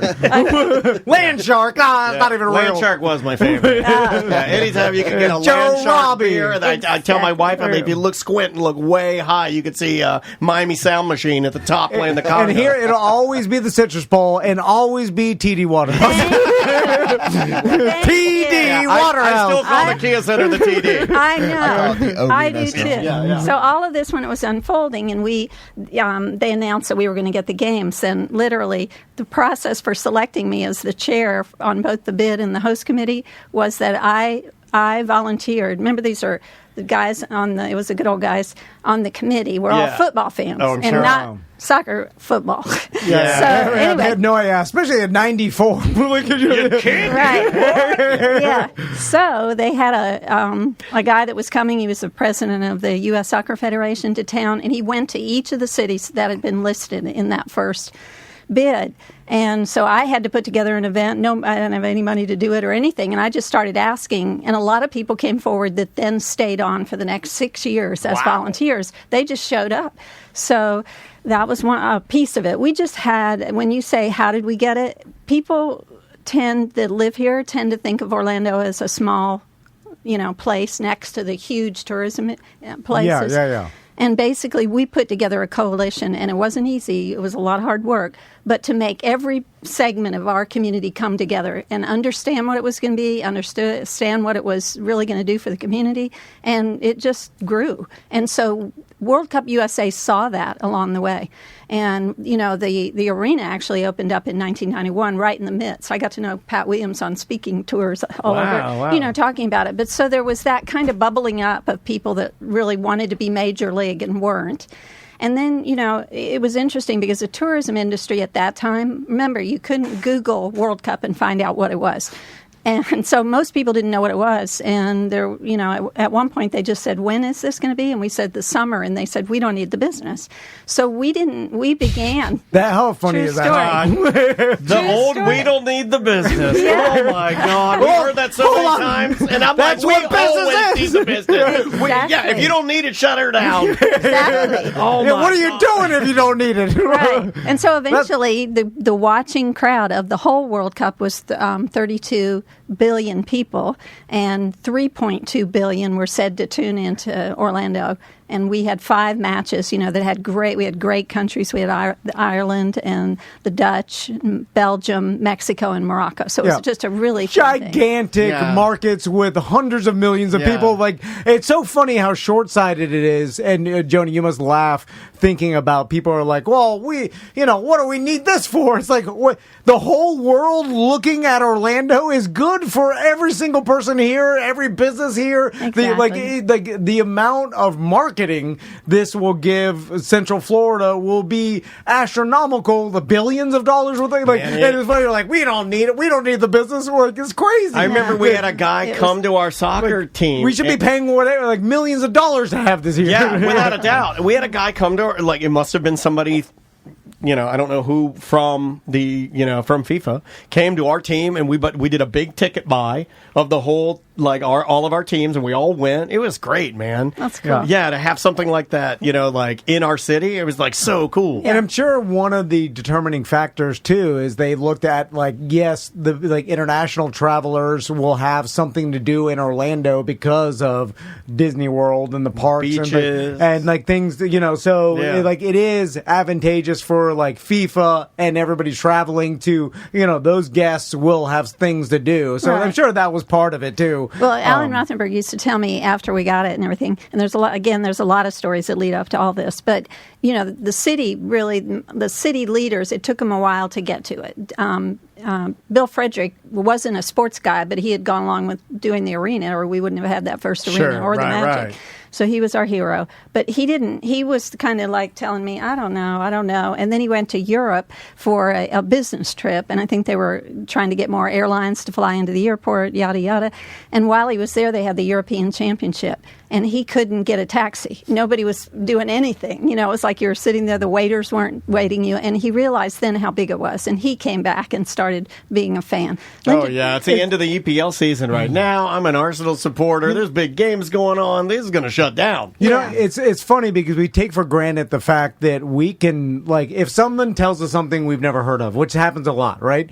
All we have to do is like, I've never heard of this person or this thing. We go online, we look, and then we see a number below whatever this thing is, and then that tells you how popular it is. It's instant. It's like, this person has 5 million followers. Like, now I'm going to instantly take them seriously. Exactly. But in the 90s, you had no way of telling. You had nothing. You didn't have a phone. Remember, you had a phone that was attached by a cord to the wall. So a lot of people, was it Alan? We were having to take his word for it, right? Because he saw it. Well, my dad was Czech, and he knew soccer. Okay, so there you go. I knew this, but a lot of people didn't. And even the people that were playing soccer here, they didn't really, if they weren't, real serious into it, they didn't know the international. Sure. And it wasn't on TV. Remember, it's only fairly recently that soccer is covered internationally on our TVs. Oh, absolutely. Yeah. What a time to be crazy. alive. Now we can watch it. Yeah. There was even a time when MLS was still popular. You couldn't get the games. You'd be like, okay, well, I'll just read about it. You know how hard it was for my uncle to accept the fact that soccer is more popular than American football? Yeah, people hate that. Yeah, they're not supposed to say that. We're legally obligated not to say that. He denied it for the longest time in the 80s and 90s, and he just finally had to, like, in 2010, he's like, all right. He's like, I see enough facts now. Because he saw the stadium, and he's like, oh my God, there's 117,000 people in one stadium. But people didn't believe it, because it's funny because you only know your own truth in your own little bubble. You're like, wait a minute, I don't. American football has got to be. How many people came here in '94? Total attendance was 307 million. I mean, 1,000 people. 307,000. Yes, I was going to say million. That would have been better. That's how it felt at Church Street. We were so crammed together. It did. We had a great time. The games felt magical. They were sold out, each one of them, but the stadium actually had to be downsized for the international field size, and the media didn't count in that number and everything. We had 41 countries credentialed media here. We had dignitaries from every one of those. 2 princes. One of them is now the king of the Netherlands, Wilhelm Alexander. Oh, wow. They were here, and they danced with us up on the bridge that used to be across at Church Street. Oh, my God. And You and I danced on that. They put on T-shirts from Orlando after, because they won. July 4th, they won the game, and it was really awesome. That's great. Anyway, there's just a million stories that go with it. So it's really cool that you were a part of this, and you're speaking on Thursday, and for anybody who was there, and that it touched their lives, and let's talk about the exhibit for a second. Like, what are kind of some of the things inside the exhibit? I think Travis could tell us a little bit about it, and also if you'll tell us how this all happened. Sure. So most of the artifacts that we have on display in the exhibit at the History Center came from Joni and her fantastic collection from the bid and from actually the games and the experience itself. So we have some really cool things. Number one, there's a jersey that's signed by the manager of the Republic of Ireland team, Charlton. Jackie Charlton. Yeah, and it's just this beautiful green jersey, and it's signed to Joni. That's from Jack. Cool, man. We have a commemorative can of Jupiler beer, which is the kind of the national beer of Belgium. So that's really cool to see. I think there was a lot of beer consumed during. Let's see. Nothing has changed with soccer in Orlando. Netherlands, Belgium, Mexico, Ireland. There may have been a little bit of beer. Yeah, I always like to see if it's like an old weirdo can. You know, where you have to pull the whole top off or something, you know? Like, I love those. Joni, real quick. Or wasn't the mega mouth. See, everything's mega mouth now. It probably was a slender mouth. Were there any problems with, like, supporter groups for these teams, like, traveling and causing, like, because I'm sure no one was aware, like... I didn't know what that was at the time. And I was a young soccer boy in Volusia County. And these supporter groups, especially in the 90s, they will fight each other. They're the real ones. Yeah, that was the real ones. They will headbutt each other crazy. Yeah. Like, was there any problems back then? Well, the problem that we worried about was, at the time, there was a lot of hooliganism in Great Britain. Yeah, there's a book about it that I read. Yeah. Oh, it got real bad. It got real bad. And they didn't make the World Cup that year. It was really amazing, because we thought maybe we'd get them because we had a lot of tourists from But here's what happened. One of the greatest things were all the entities that had to come together to make it successful across all fronts. One of them was the security forces. And so it was federal, state, local, and Tommy Hurlburt, he's one of my heroes too, he was the chief of police, and he arranged for a lot of our guys to go over to Europe and train. Come back. And also, the City Hall had just opened up. I don't know whether y'all remember, but we called it the Ball on the Hall. We actually got Adidas to sponsor what looked like an Adidas ball covering all of City Hall. I remember that. And Good Morning America came and filmed it, and it was seen all over the world. And so anyway, on the 9th floor, they hadn't finished it off yet for the City Hall, so they made it the security headquarters. So way back in the day, when you wouldn't have seen it anywhere else, they had the screens up, and it was like walking into a movie, and they would have cameras all scattered all over, really beyond downtown. It was in iDrive and everything. So there were policemen up there watching it. And anyway, the funny story is that they actually were told by Interpol that the names of some hooligans were probably coming. And they realized one of them, I know, is just one that he told me about, came to the airport. They knew he was there. They started tracking him. And the first game he went to, and they walked up in the stands and said, "We know who you are. We're watching you." And another thing that was really cool is when the first game was over, it was Morocco, Belgium, I think, and they started walking on Church Street, which never had happened before. You know, they were expecting people to get on the buses and ride to Church Street and everything, but instead it was like a mob scene started walking. And there was a funny story because they were making noise, and one of the policemen that was in the thing, and they were listening, they called, and they got one of our guys who was kind of assigned to be on site about security, and they said, "What's happening over there?" And he said, he turned away and he listened. He said, "They're singing." So they were all... because the traditional soccer, I mean, they say you walk to the stadium. Exactly. We're like, what the hell are they doing? Like, oh my God, an angry mob. And they're like, hold on, let's listen. They're singing and they're having a good time. That's funny. This mob is coming to overthrow our government. And they're singing. No, they're happy. They're fine. So, it's so funny. Let them go get a quesadilla. It's really ignorance, because there was no way for them to know what the culture is, like what the soccer culture is, and like so them experiencing it for the first time. Exactly, we all were. That's pretty awesome. The Atlanta Constitution said we were the best venue and the best World Cup ever. Their reporter went to each venue and judged them on various things.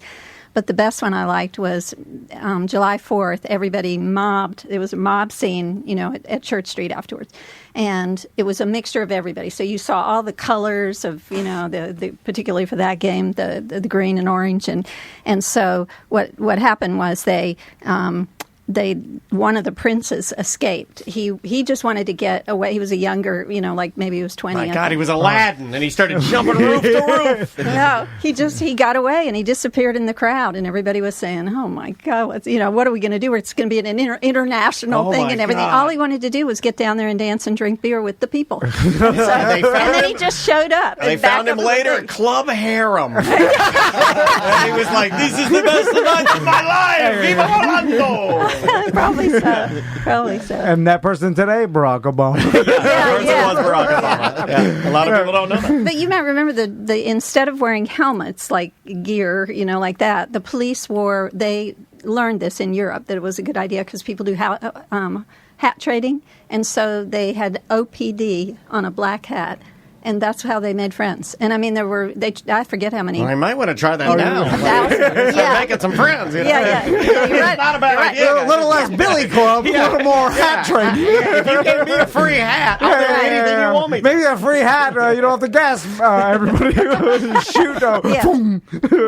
Anyway, Jody, Scotty, Travis, thank you so much for coming by. Very fun. You already messed it up. The chat room, Joni, the chat room loves you, by the way. And they love your necklace. I got to give flowers. Okay. They knew that you were wearing a Tiny World Cup trophy. Oh, they knew it? Yeah, they could see it on the camera. And they love you. They think you are Soccer Joni now, and they love you. And if you want to hear more stories like this, come on Thursday. Yeah, go there and participate. And it's free to attend, correct? It is. It's free. It's part of Third Thursday, so it's free. It'll be 6 to 7. We are asking people to register if they could, just so we get some idea of who's coming. So just check out the website, thehistorycenter.org. Perfect. I love it. Yeah, again. I love it when you guys come in. It makes me feel like I'm kind of smart about my own city. I know all about it. I go home and tell my daughter all the stuff that you guys taught me that I didn't know. Yep. All right. We will see you tomorrow. Welcome back to A Corporate Time. Of course, Fringe is going on currently right now. Love me some Fringe Festival. And if you haven't seen Fringe, I mean, we've had Fringe guests on for years now.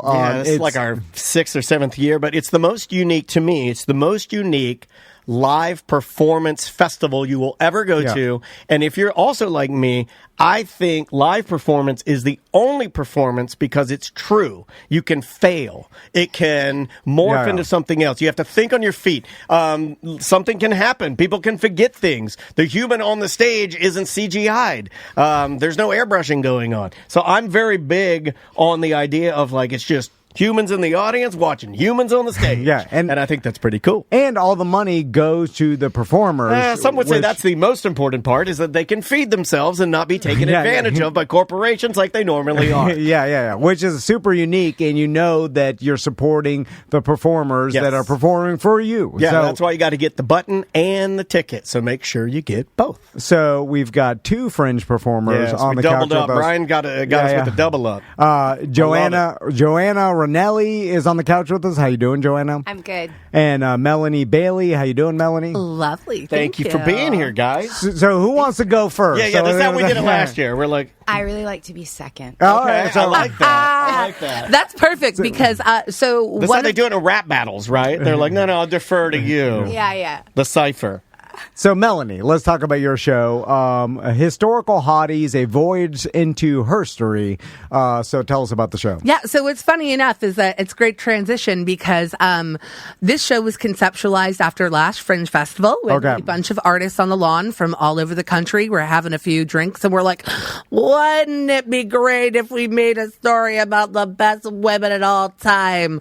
And that's essentially what happened. So Miss Joanna Ranelli, I met her from Vancouver as a traveling performer last year, and her show last year impressed me so much. I fell in love with her. I begged her to come back to Orlando to be in Historical Hotties, and she brought her show as well. So it's a good transition. But awesome. Historical Hotties is a drag burlesque cabaret. Essentially, it's a character named Catherine who's struggling with her confidence and women's rights issues, especially here in Florida. And no problems here. It's lovely. I didn't see any. Yeah. I figured you wouldn't. It's fine. You're from Vancouver, love. Have some I'm boiled from Canada. peanuts. It's the same, right? Yeah, exactly. Almost identical. Yeah, I feel at home. Well, anyway, she is awoken by the spirit of boss bitches who introduces her to 9 different women throughout history. We start early with like Queen Nefertiti, Eleanor of Aquitaine. We've got some unknown women like Andre Burrell. Close it up with Marsha P. Johnson and Gloria Steinem because we want to celebrate all women, inclusivity of everything. And that's why we included drag, we included burlesque, we included vocal numbers, because it really is a celebration of the community that Fringe brings, which is something you kind of talked about, is this amazing festival. And it has a way to bring people together in these beautiful ways. Well, I mean, I think it's cool that you guys, was it that your first time meeting? You just met a year ago and then you hit it off. And then, because I know Tom and I, obviously we're writing partners and whatnot, but to to click with somebody that you think that you can possibly work with or perform with later. I mean, how do you do that with distance? How do you do that when you're very far away? Challenge. Yeah. So one of our cast members is from Washington. One of our cast members is from Vancouver. Our producer is in New Jersey, who's my best friend that I grew up with. Very cool. And literally, I just took performers that I had met over the years that I loved in their individual art forms, and I asked them to come on stage. So I know that this is going to be the best show ever for me, and I'm pretty sure it's going to be the best show ever for you, because you can't go wrong with drag and the ladies, if you know what I mean. You got everything. A little something for all. So I'm curious to how you picked the women throughout history that you were going to focus on, because some of the names I'm not familiar with, and so they're like, I'm not a historian. So it's very difficult for you and I to. Normally, we don't even notice women. Well, don't worry. There are plenty of other parts for you to notice while you're there. Right, exactly. You're just smelling the flowers. Yeah. I mean, normally I'm just dancing through my white male life. It's an easy dance. I don't know if you know that. It's so easy. Yeah, it's one step forward and one step back. I want to try that. I never get hassled by cops. Everybody's just giving me raises wherever I go. We're throwing tickets at you, please. There's no ceiling. Literally, I can go as high as I want. How do you decide, though, like when you're going through? Because, of course, you want to hit some people that people know, because I would think that that's important because that draws people in. But then you want to educate some people and pick some people and like give some surprises. So how do you find the reveals in that? It was really interesting to pick the individual characters. So one of the core principles I have in all my works is that inclusivity and diversity is extremely important to me. So I wanted to find a diverse enough, because obviously we can only have so many characters and people in the cast. Yeah. But I really wanted to find diverse people from to the past to the present. So what I did was I literally figured out which performers I wanted to have as part of the show, individual things, and then found characters that I thought matched individually what they do, women throughout history, and literally wrote these characters for their specific performers and to portray them in history. So it was challenging. We did a lot of Zoom calls, a lot of planning, but I think what was one of the things that's most important and what makes our show stand out so much is that every single performer created their own vignette and number.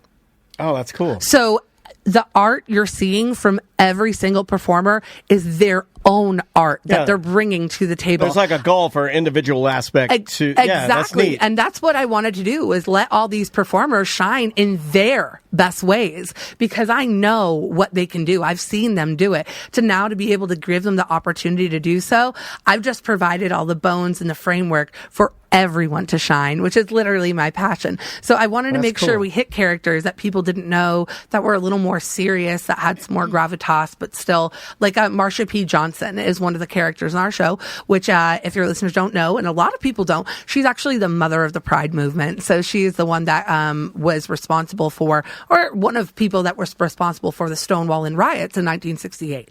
So, and she's such an important character.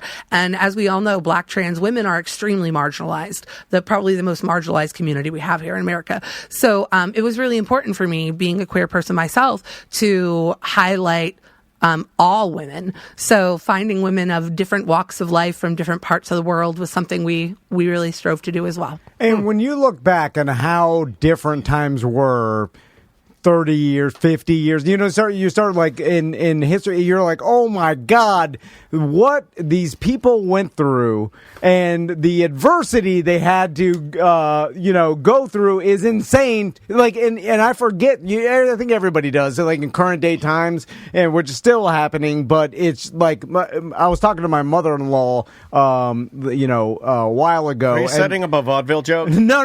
But she told me, she's like, I wasn't allowed to have a credit card when I was in my 20s. Some women. It wasn't until the mid 70s that women were allowed to have credit cards without their husband's permission. It's crazy. My wife doesn't let me have a credit card without her. No, that's true. I don't have any control of my finances. I'm under a conservatorship now because I'm really bad. Did you bring him an alpaca one day or something? No, but I would. No, but I buy silly motorcycles and funny things. What's toys. the weirdest thing you've bought in the last 2 months. Musical spoons. Oh my gosh, I need to see that. Yeah, well, I usually have them here, but they're bring them to our show. We'll add you. We'll have a spoony intro. That's true. My French people actually like support my weirdness. Yeah, why not? That's what we're all about. Yeah. But what about the ladies that can't even pump their own gas or weren't allowed to drive? No, like, did anybody have that grandma that never knew how to drive, and then the dad? Mine. Your grandma, really? Yeah. I don't think that's that many generations back that there were women that don't even know how to drive. Yeah. They don't, like if they were stranded, they'd be like, I got nothing. Yeah, but she could ride a horse, which is way really well. Yeah, in all fairness, I cannot ride a horse. Way more dangerous and crazier. Yeah, she was in 4-H club and like that's intense. Yeah, that's awesome. I love that. And so, how long's the show, and where can people get tickets? Yeah, great question. So it's at the Brown venue, which is actually right at the Orlando Shakespeare Center, which most people know, right in the middle of Lock Haven Park.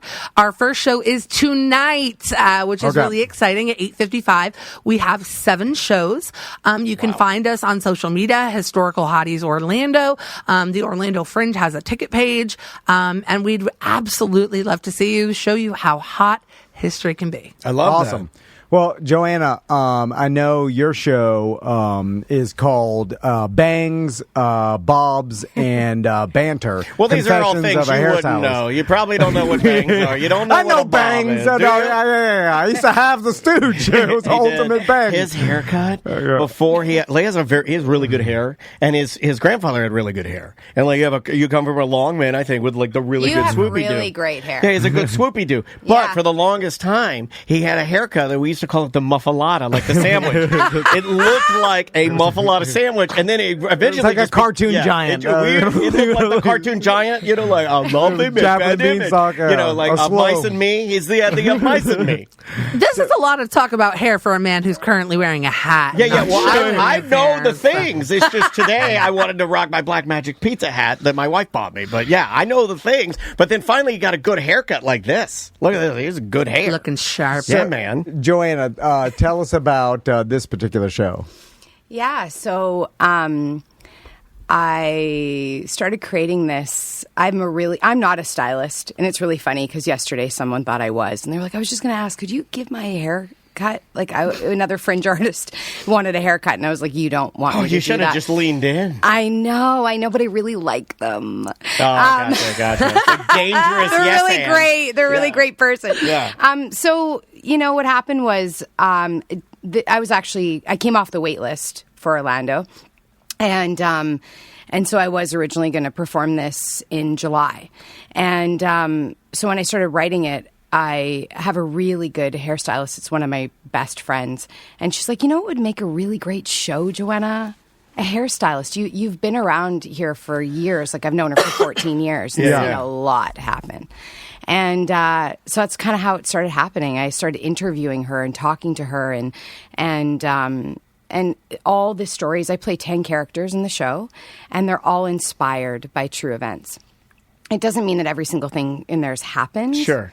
It's much different than the show I did last year. I did Private Parts of Secrets We Keep, which was my story told through secrets. It was a storytelling show, and now I'm like 10 characters and wigs and like...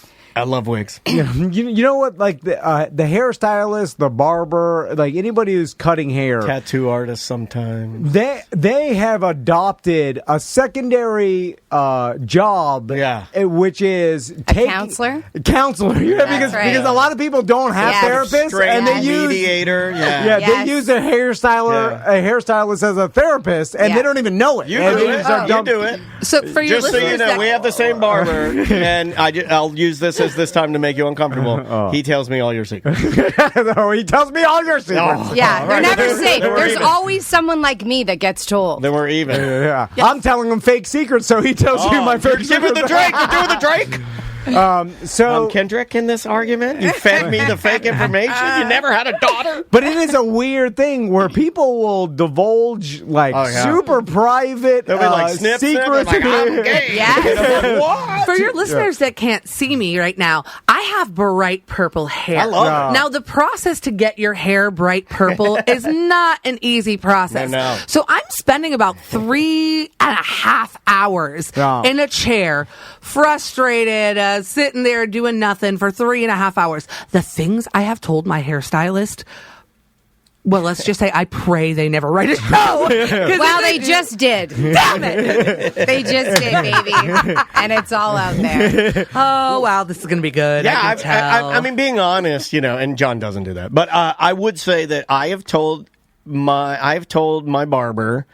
I've talked about something that, like, hey, what do you think of this with my wife? Or me missing my parents. I'll be like, hey, this has got me down. I'm depressed. I mean, very vulnerable things. And I think the intimacy of sitting in the chair and having that person doing something to me that I know is going to make me look better, but there is a smidge of anxiety in getting the color or the cut right. I feel like it's very intimate. It's like sex. They don't get compensated. Like when you go to a therapist, guess what? It is $90 copay. And they're charging your insurance. So they're charging. I don't even get a full. Mine's like 50 minutes. I'm like, how about you give me the 60? Like $120 an hour, and then you're basically dumping all your baggage out my wife on your therapist or on your hairstylist, and then you're not compensating. You're just like, all right, bye bye. You leave, and you're like, you just dumped a bunch of harsh stuff on them. Well, it's crazy. It was interesting because it's still the service industry. That was one of the things that came up a lot when I was writing this show, is that my hairstylist was like, it's interesting. Like, people treat me like I'm family. But I've never been invited to one family event. Never once. I cut their hair. I do their thing. I don't even know if they die. I only know if they die if they don't show back up to their next appointment. And it's interesting. That's true. It's surface intimacy. It is. And the other thing is that, if you don't serve, she's like, but I also know if I don't bend and serve and do the thing, they'll just go somewhere else. But there's a trust that gets built, and we trust this person. It's super intimate. They're touching us. They're doing all these things, and we give over to them. And it's easier for them to fill a chair than for us to find someone new. It is funny too, like with lawyers, there's confidentiality, a lawyer can't tell your bit legally. He cannot tell anything you tell your lawyer. Do, though. I feel like they do. Oh yeah, they do. They 100% do. I feel like they absolutely tell everything. And then priests have this thing. Oh, I know they do. They're the worst. They do. Yeah. Do you know what I didn't hear at work today, honey? This is why they invented the pinky swear. I remember this is. Do you remember the story? I was going to this preacher at my mom's church. I remember I was going in for counseling, and then he was sharing what I was telling. Do you remember that? No, and was he Italian? And then he ended up cheating on his wife. I'm like, this guy's, you're a horrible person. Why did I go to you for advice on me? You're a terrible person. But the point I'm making is in society we have these a lawyer can't do this, the priest, the therapist, they can't tell you. Yeah. But the hairstylist, there's no agreement. No. And then, but we just as society have this agreement. I unload all my intimate secrets to this hairstylist, and they won't tell you. They're more upstanding. Well, that's why I always start with just between you and I. Yeah, right? That's a code of conduct. Yeah, it is. And every other person in the salon, because I'm really loud. Yeah. It's not just them, it's every person. You're right. Yeah. And I was like, I might as well just get up and share it for everybody because they can all hear me. And my stylist swears a lot. And I'm like, it's not appropriate. We're in a really fancy part of downtown. And she's like, F this, F that. And I'm like, I'm into it. But there's also a clientele that she attracts. Yes. And that's the thing is and it is tough. She would do hair for people that she knows her partner's cheating and then finds out that one is. And it's an interesting, and she's got to keep all this stuff. And at the end of the day, what happens to them? Yeah. And I don't really reveal a lot of that in the show because at the end of the day, we don't know. That's the point. Yeah. These people just leave your life, and then and we leave it on them. Yeah. We just are like, you'll process that, like the hair dye, right? Yeah. Ciao. Yeah. Sure. Yeah. That is right. I think my hairstylist was one of the first people I told that a man had sex. Or died while we were having sex because I got my hair done 3 days after. Yeah, true story. Sorry, I see your faces. I talked about this in my show last year, which is a comedy storytelling dance show. And that's right. I put that in a comedy storytelling dance show. Yeah. My humor is lovely. Come see our show. But that I didn't realize it was just I was processing it myself, and I'm sitting there for 3 hours, and you're in your own thoughts, and before you know it, I'm talking about him with his out when the I'm sorry. No, you're good. With the paramedics there, and I'm like, oh wait, what just happened to me? But the thing is, you share this with people, and you don't think about it, and then you're like, oh God, what did I just do? All right, Melanie, I have to ask you. This is why we love our French folks. They come by. They come by. They start talking to us. Now we are broadcasting this eventually on terrestrial radio. I wrote it down. We're good. Which we don't really know what the rules are anymore. It's 2024. Nothing can be done. No one knows. I don't even know if there's anybody regulating this anymore. We don't even know where this is going. The government's too busy keeping the other rights down. That's what I thought. So anyway, tell us about it.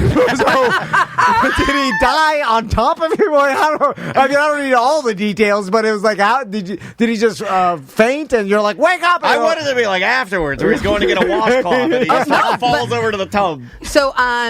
So here's the best version of the story I can get. Was he an older gentleman? No, he was 38 years old. Oh my God, I'm 47. Yeah. It's pretty intense. So stay on my Peloton. So this is scandalous. Sorry, my previous employer. But we decided to have a little lunch date, and he came by my office. I know I'm giving way too much about my life right now. In your office, I've seen that. I search it. A boss. Sometimes I search boss. You clear the whole desk, and then you put her on there. Yeah, I'm not going to go into great detail, but let's just say that's we can talk about that off air, but or not, please. But anyway, let's not. But we had just done something we definitely should have done in my office, and I say, hold on a second, I'm just gonna be right back. I go in literally the other room to grab something, and I go out, and there he is, still pants down, laying there. Just laying there. So obviously I'm like, what in the hell? I go down, I start doing CPR, I call 911 at the same time, right on the floor in front of my work desk. Oh my God. Not awkward at all. Still, pants off. Did you put his pants Gone. Yeah, I was like, I think before I start CPR, I pull his pants up. No, I did. See, I did not. When the paramedics came, they asked me where his pants were, and I manically tried to find them, which he had thrown somewhere. He stuffed them in the in the drawer. It was behind a bush. So it was behind like one of those work plastic trees. So I'm manically looking for his pants under the trees. And essentially he did not have the best time. And there I was, like Rose Nyland from the Golden Girls, if anybody's a Golden Girls fan. Absolutely. Had them in last trying week. to figure out how I just And he died? Yeah, he did. Oh actually, my God! Wow. It's sad. But the only consolation is that with this man, I am 1,000,000,000% confident that if he was going to go, that was how he wanted to go. Okay. So absolute minimum. He's a horny maniac like me. Yeah. I want to die having sex. Yeah. So we can all have a little solace in that, you know? Yeah. I mean, that is the way to go. It's better than going in a Rockville porta potty, I guess. Apparently, I read somewhere that does trigger heart attacks. That action for whatever, like it releases some chemicals. Same thing with why people have heart attacks in the middle of the night, like at 3:30 in the morning. Like your body releases something at like 3:30 in the morning. Oh, he released something. and it's similar to the sex thing where it's like that can trigger. How do you recover from that? Did you work out did you work the rest of your day out? I slept with a lot of strangers after that, just to be like, no, I'm good, it's safe. No, but for real, no, it was a little crazy to process, obviously, because honestly, we had only been dating for like 3 weeks too. So what was really awkward is that his mom became very attached. She wanted to have me meet the whole family, and I'm like, this is the woman that killed my hobby. And I had to tell her. Weird thing. What's even worse is I had to tell her how he died. Which is he's eating a lollipop. He's eating a lollipop outside. He fell over. He was in my office for a business meeting. He was telling me how much he told me the cure for cancer, and he died. He had the cure for cancer on the tip of his tongue. So because they told her that he was having lunch. You should have just said he was doing his taxes. Lunch. Who would want to die when they look at that? That is fair. Right? You could have made something up. Yeah, you could have. No, but the thing is, they said, they told her at the hospital he had a highly escalated heart rate. And she goes, how is that possible? You were just having lunch.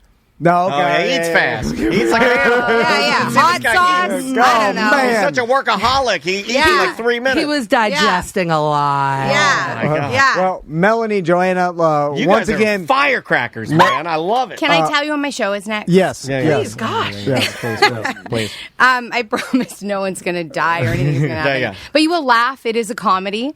I'm in the Green Venue, and I open tomorrow night at 9:35, and tickets are only $6 for my opening. I love it. Oh my gosh, what a deal. Yes. See Joanna. She's so amazing. please come check that out. Come tonight to our show and then come again on Thursday. Well, that's what you do. You get the button and you make it out to multiple shows. Yes. You don't just go to. Yeah. I mean, I don't think anybody's supposed. You're not supposed to do one. You're supposed to do multiple Yes. That's shows. part of Fringe Yes, is that you can please. see so many things. Yeah. like There's so many a store great about- And plan some, but then don't plan some. Go there, and then something strikes your fancy. Just walk over to it if you can make it. Orlando's one of the best festivals because people are amazing here. That's why I'm also back.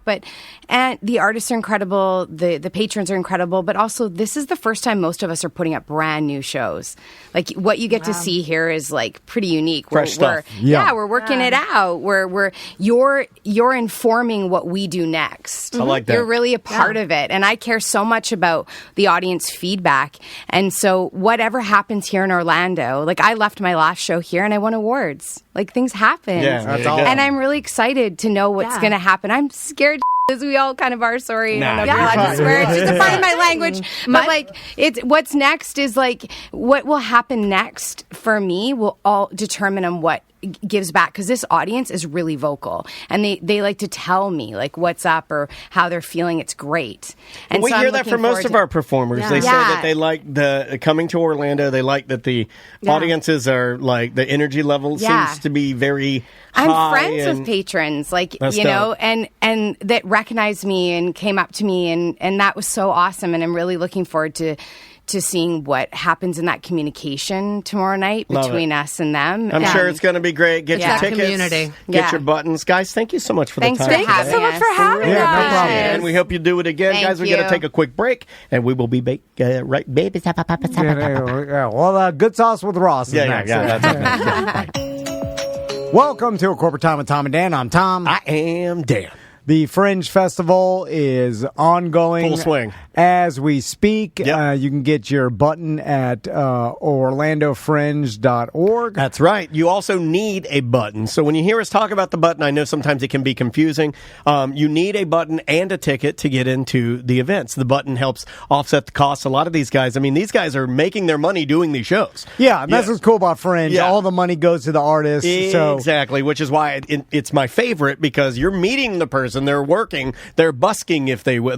You're right. It is kind of like a busking. It's direct to consumer, man. I dig that. And on the line with us right now, we love with this guy. I saw a recent clip with him rapping about a man who set himself on fire. I was telling you about this. Tom. On the line with us right now, we love him. It is our good friend, comedian Chris Turner. How you doing, man?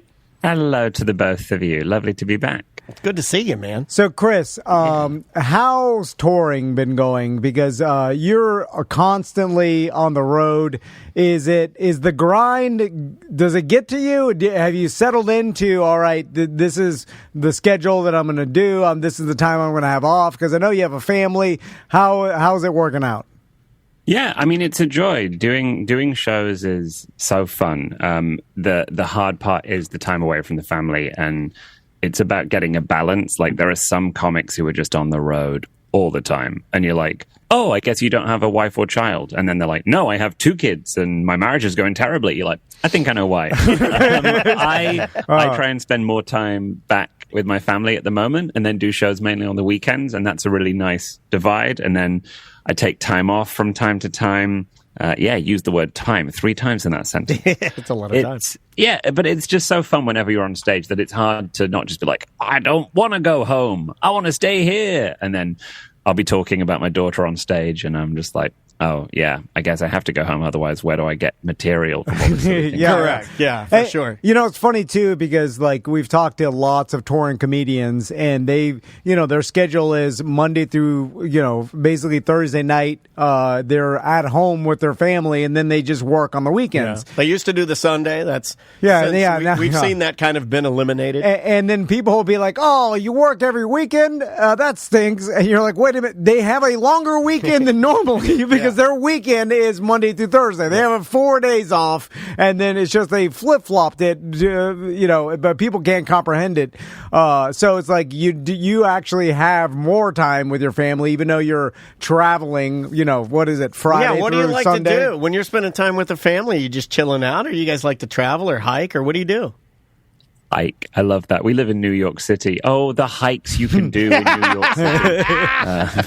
No, we there's a bum. We hang. We go to the playground. We go to the park. Nice. We kind of visit round. I mean, she's in, you know, daycare most of the day. So really, I just sit around and just indulge myself, writing jokes and thinking up funny songs. I mean, yeah, it's a really easy life when you kind of put it that way. But also, it's one of the hardest ones to get into, right? Because to back yourself when you're brand new, starting out, driving hours and hours to do shows for no money and be like, this will pay off in 15 years. And so you can look back at it and go, you know, there's that saying with comedy, like, you're not paying me for the 20 minutes I'm doing on stage. You're paying me for the 15 years I spent getting funny enough to do that 20 minutes. Yeah. No, 100%. Yeah, that's so truthful. So I'm also curious, and I know I ask you about this every time you come on the show, but the ability to freestyle rap and do it real time is still insane to me every time. Are you at a point now where you don't have to do any like calisthenics or anything to make yourself any practice? Keep yourself sharp. I mean, I don't do any calisthenics because it's not 1920. Yeah. It's still tried and true. For a long time now, I only ever rap on stage, or if I'm doing like a cameo or something. Yeah, I don't like if I'm rapping at home, my wife will just be like, please stop. And that's got to the point where my daughter will now be like, Daddy, please stop. I'm like, this is an honor. I charge people for this and you're getting it free. Like she'll be having a bath and I'll be like, I'm going to make a rap about the rubber duck, and she'll just be like, Daddy, no jokes. Yeah. No jokes. I want some serious daddy right now. You know, my kids do that, and my wife does that with when I talk. He doesn't. And they're like, my God. It's just the audible noise. They're like, I'm tired of your ideas, please. And I'm like, people pay for this. All of your concepts are horrible. And then when you tell them that, it changes their opinion on it. Yeah. Even though she's like, well, those people are idiots. Because I'm tired of 400 people were just cheering me, standing on their feet because I made up a rap. They are misguided. Yeah. They don't get it all the time. It's a novelty. So, Chris, now we started this interview off with I was like, let me ask you on the show. But so I'm sure you do a lot of media, or like you develop just like you did with us, your relationships with people in different cities, and then are you going to ask him for? Don't ask him for a rap. No. Okay, thank you. I'm going to ask you. I mean, I happily rap all the time. I know. No, I'm not asking. He's got to get out of that. Tom's got to get out of that habit. No. He's got to get out of that habit. I save that for when you're in studio next week. Then I'll definitely ask you. Yeah. But, that's fair. But I'm curious, like, when you're doing media and, like, say, I'm sure you do a lot of podcasts and stuff, like, how many of them are you, while you're doing it, you're like, wait a minute, I bet you no one's listening to this. He's doing it right now. But, we've developed a relationship with Chris over the years, so he knows, he's seen our listeners. So he throws us a bone, is that what you're saying? But there's got to be podcasts you do, and you're like, hold on. There's nobody, like, I don't know how you get that vibe, because sometimes you're wrong. Like, I see, like, podcasts and shows that have hundreds of thousands of followers. Yeah, they're huge. They're 10 times bigger than us, and it doesn't seem like they know what they're doing, or that, like, they should have that many listeners. So it's all over the place. There's no bar now. Yeah, so how do you manage that? I mean, I do things if they're fun. I'll have a little look and check it's not just like episode 2, so that they have put some work in. You know, if someone's like, come on my podcast, and they've been going for, a few months, I'm like, okay, you're doing this properly. but then also, is it fun? I get asked to be on podcasts, and you go, I don't think you know who I am. They're like, hey, we're a podcast about comedians and mental health, and we'd love to talk about your mental health journey and struggles. And you go, oh, that will be a really short, quick, boring episode. I'd be like, I'm really happy. It's really lucky that I'm really happy. This guy's dialed in, man. I have no sadness or trauma. And they're like, okay, but what about the time that you felt sad or a gig went so badly that you thought about quitting comedy? I'm like, no, why would I do that? No, it's a joy. That's even irrational. When gigs go bad, like, oh, I made some money for rapping. It doesn't have to be that complicated. There's not a depression or anxiety. I'm just like doing my job. Here it is. There are a lot of those shows out there now, though, that take whatever the job is, and then they kind of like the juxtaposition is like it could be anything, and then they go like this, and then with your mental health. And I get it. I mean, like trying to get better there is not necessarily a bad thing. I've thought about you before and thought like, do you ever want to act? Because I think for whatever reason, when I see you and the way that you talk, and I like your delivery on stage, have you ever wanted to do like acting at all? I've only auditioned for stuff when I've been asked. I've never gone out for it because it's not my priority. Sure. So I don't want to spend the time I could spend writing jokes or songs or working on aspects that I do enjoy. I don't want to spend that doing auditions or learning lines or self-taping. Sure. If someone has approached me in the past and said, I have a role for you in my short film, I want you to do this commercial, I say yeah, because it's fun and I do enjoy it. But the amount of work you have to put into being an actor, like when I lived in LA, I had a friend who was a casting director, and they would show me the submissions for like a single small role. And you'd recognize the actors submitting. You go, wow, this is a famous person who wants to do that bit part. What chance would I have in getting that? Sure.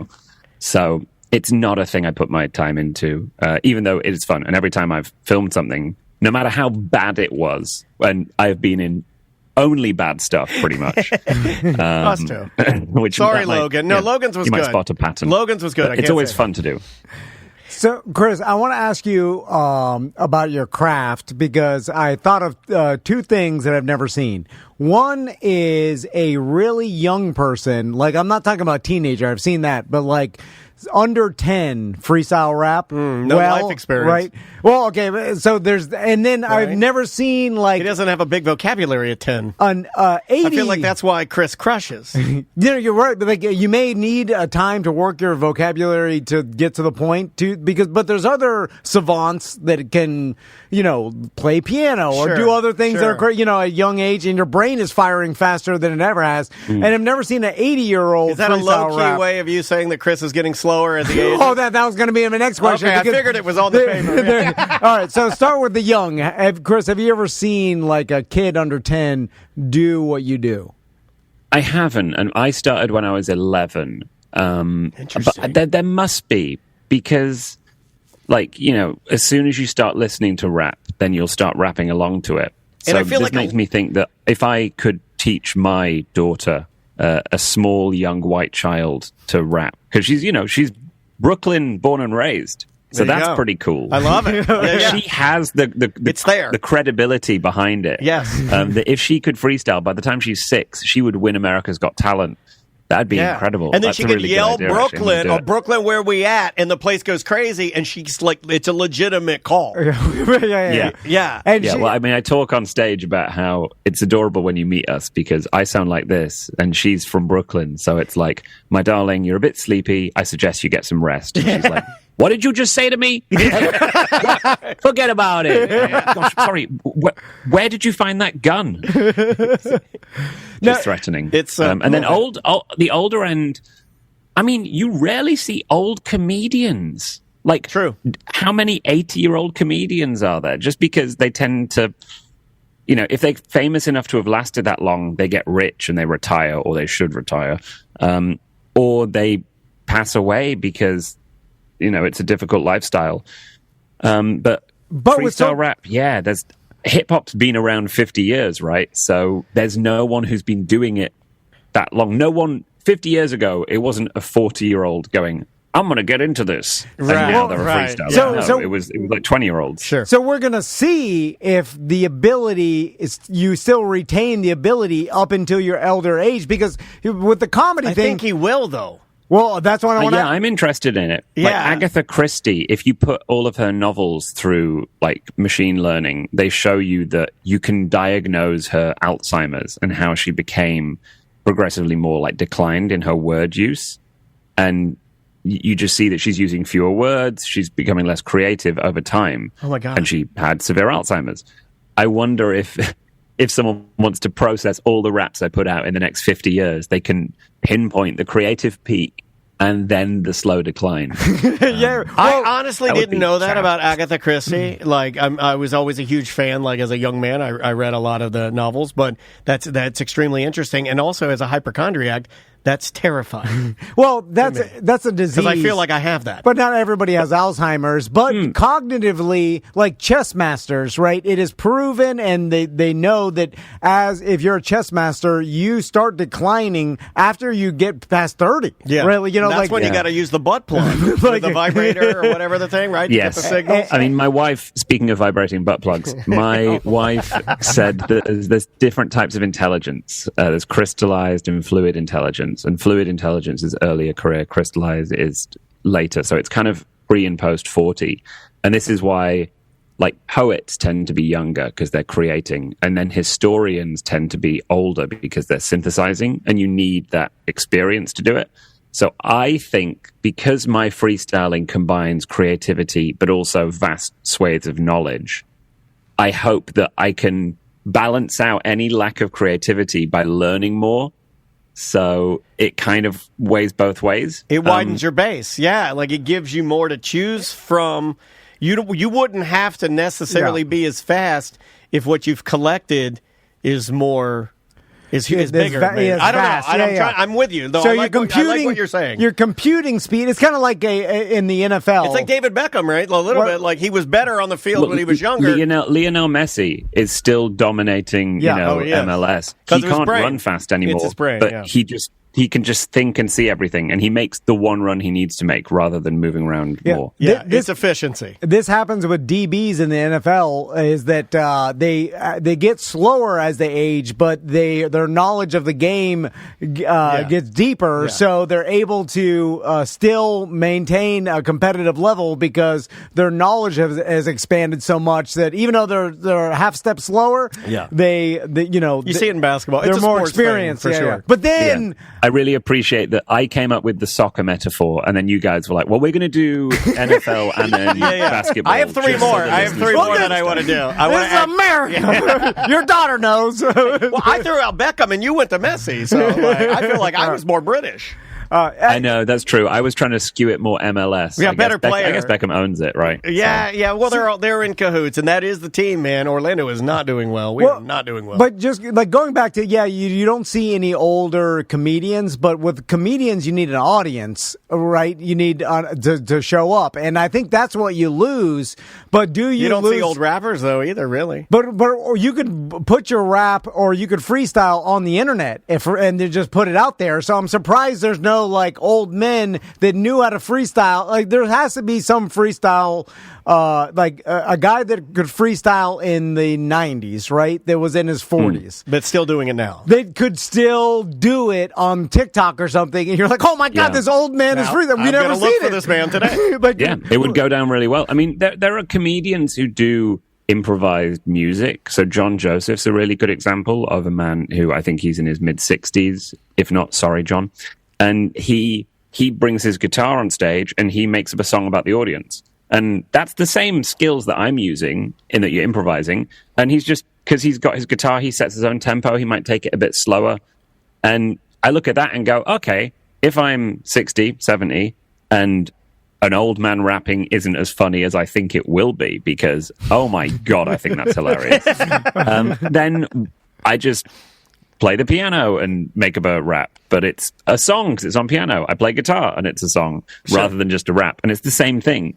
So I think there's different ways of working around it, and I'm just really excited to think of the classic gag about old people doing rap is hip hop. No, I'm more hip hop. Yeah, like one of the biggest, and at the time, I remember when Two Live Crew was really hip. I remember there were these two comedians that put out the Two Live Jews albums. Do you remember those? No. I think they did 3 of them. They did As Kosher As We Want to Be.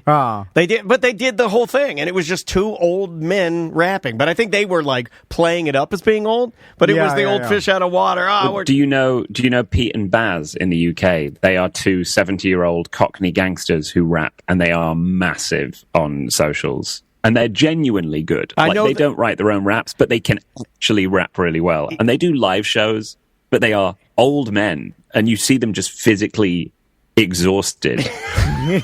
They're so wonderful.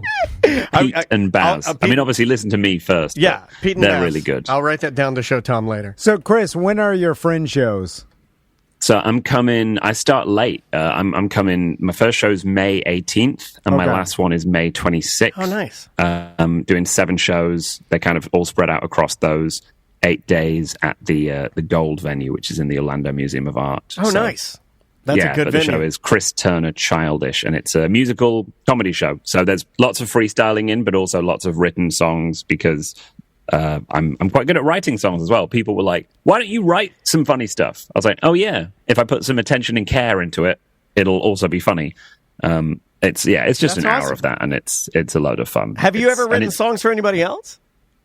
Not for anyone else, no. I've written raps for other people, but that's mainly commercials. That's when a company goes, "Hey, we want to be cool. Can you write a rap about this?" And I'm like, accounting software will never be cool. I'll write you a rap about it. Yeah. So sign the check. And I've written more raps for companies that have been rejected. Like Greenpeace last year paid me a reasonably large amount of money to write diss tracks about various senators that weren't voting on climate-friendly legislation. Oh, really? And then when it came down to it, the boss said, "We can't release these. This is legitimately hateful content." I was like, "Yeah, they're killing the planet. I thought you guys take over whaling boats." They're "That was old Greenpeace. We're more friendly now." I'm like, "Okay, yeah, whatever." So you I did went in hard a variation. on You were like Kendrick. Kendrick. Would not let me release it. You were like Kendrick to Drake, but It was exactly that. And you were attacking these senators that don't care about our planet, and then they were like, whoa, pump the brakes. You went too hard on these old men. Yeah, that's pretty so much. great. You might hurt their feelings.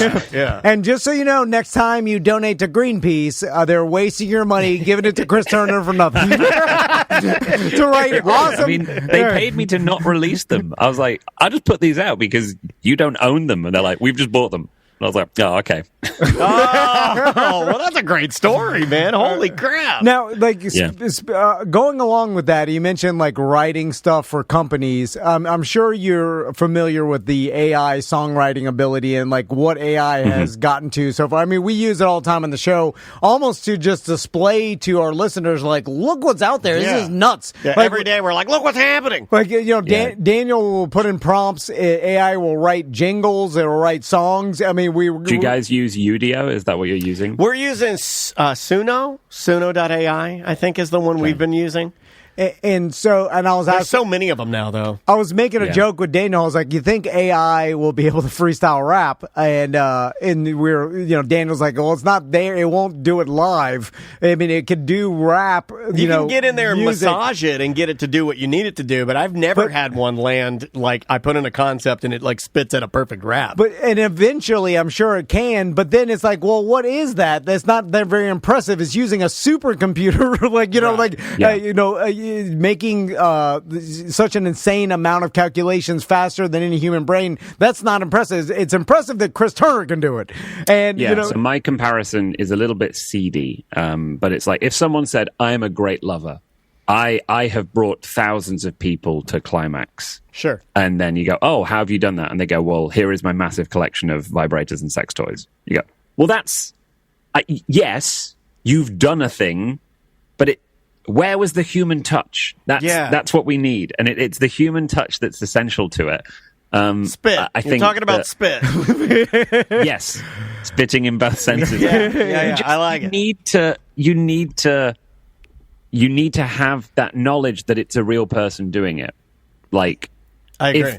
If I had an earpiece, and people would go, "Oh, well, that's not It's not made up. Yeah. And I think it's naive to think that AI won't very soon be able to do exactly what I do or better, but it wouldn't have the same impact at all, would it? No. Well, and it's interesting because I think, you could have songs made by AI, and if it's catchy, it doesn't matter. People are like, that's great, that's catchy. I don't care. It wasn't written by a person.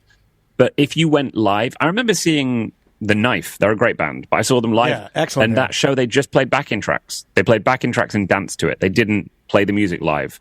And that's another difference. I was like, oh, this was rubbish. If I wanted to just listen to the songs recorded, I'd stay at home. Yeah. You want the organic playing. And I think that's, the live experience is really important. Yeah, totally agreed. 100%. I agree with you too. But what's weird is I've seen this in society where people will share funny or videos they think are funny or share stuff. Is this your I don't care? And then I'll be like, this is fake. This is not real, whatever. Or like prank videos that obviously it's fake prank videos or whatever. And then I'm like, this is fake. And then they're like, yeah, it's still funny. And I'm like, no.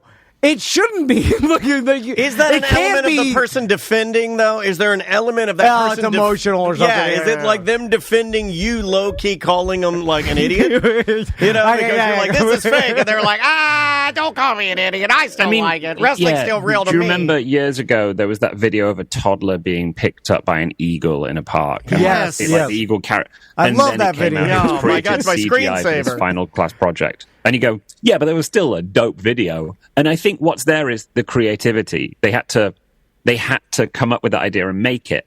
And it looked realistic. And then the dupe is part of it, like the trickery. I would hope that the fact that freestyling is like watching a robot walk a tightrope is not exciting. Oh, right. Wow. It's impressive engineering-wise that you've made that happen, but watching a person, because the robot falls, oh, the robot's broken. The person falls, the person dies. It's the same with me. Like, oh, if he doesn't land this freestyle, this is the most embarrassing thing we've ever seen. Yeah. Oh, It has to have the jeopardy, and AI has no jeopardy. That's why you would make one of the greatest freestylers, because you hate embarrassment. I will myself to never like if you could get it like in there once on stage, you never fail. Well, that leads me to my last question, Chris, because I know we're going to talk to you next week too. But have you seen a fellow freestyler like have a mental break down and just stop? Like, because I've never seen someone obviously maybe you're have. I don't one think of the you best, have, but I feel like the way their brain works, they may have to change direction, but they'll never just have some sort of mental block and be like, well, you want them to pee their pants. Just to completely stop, and their brain's like, that was it, and they couldn't start out. The closest I've had was I was doing a show, and just before I went on, I breathed in and something flew into my throat. And so for the whole 20 minutes I was performing, and luckily it was a shorter set, I was just my throat, this is horrible. But you kind of reference it to the audience. You're like, oh, I'm sorry, I've got some dust in my throat, but the show must go on. And as I'm doing the rap, I'm getting close to the final bit of the rap. And my voice just starts going. It's like something in my throat has reacted, and it just starts disappearing. And I'm like, it's like a fade out. It's like I'm walking away from the microphone very slowly like this, just as I rap, where so you can't hear. And I just have to finish, not with no rhyme. It just fades out. And I'm just clearly in pain. And the audience are just laughing and going it's clearly real. It made it better. So that's the closest I've had. People are have you ever choked on stage? I'm like, I mean, physically, yes, I choked. Not in the sense of Eminem. I always have something to say.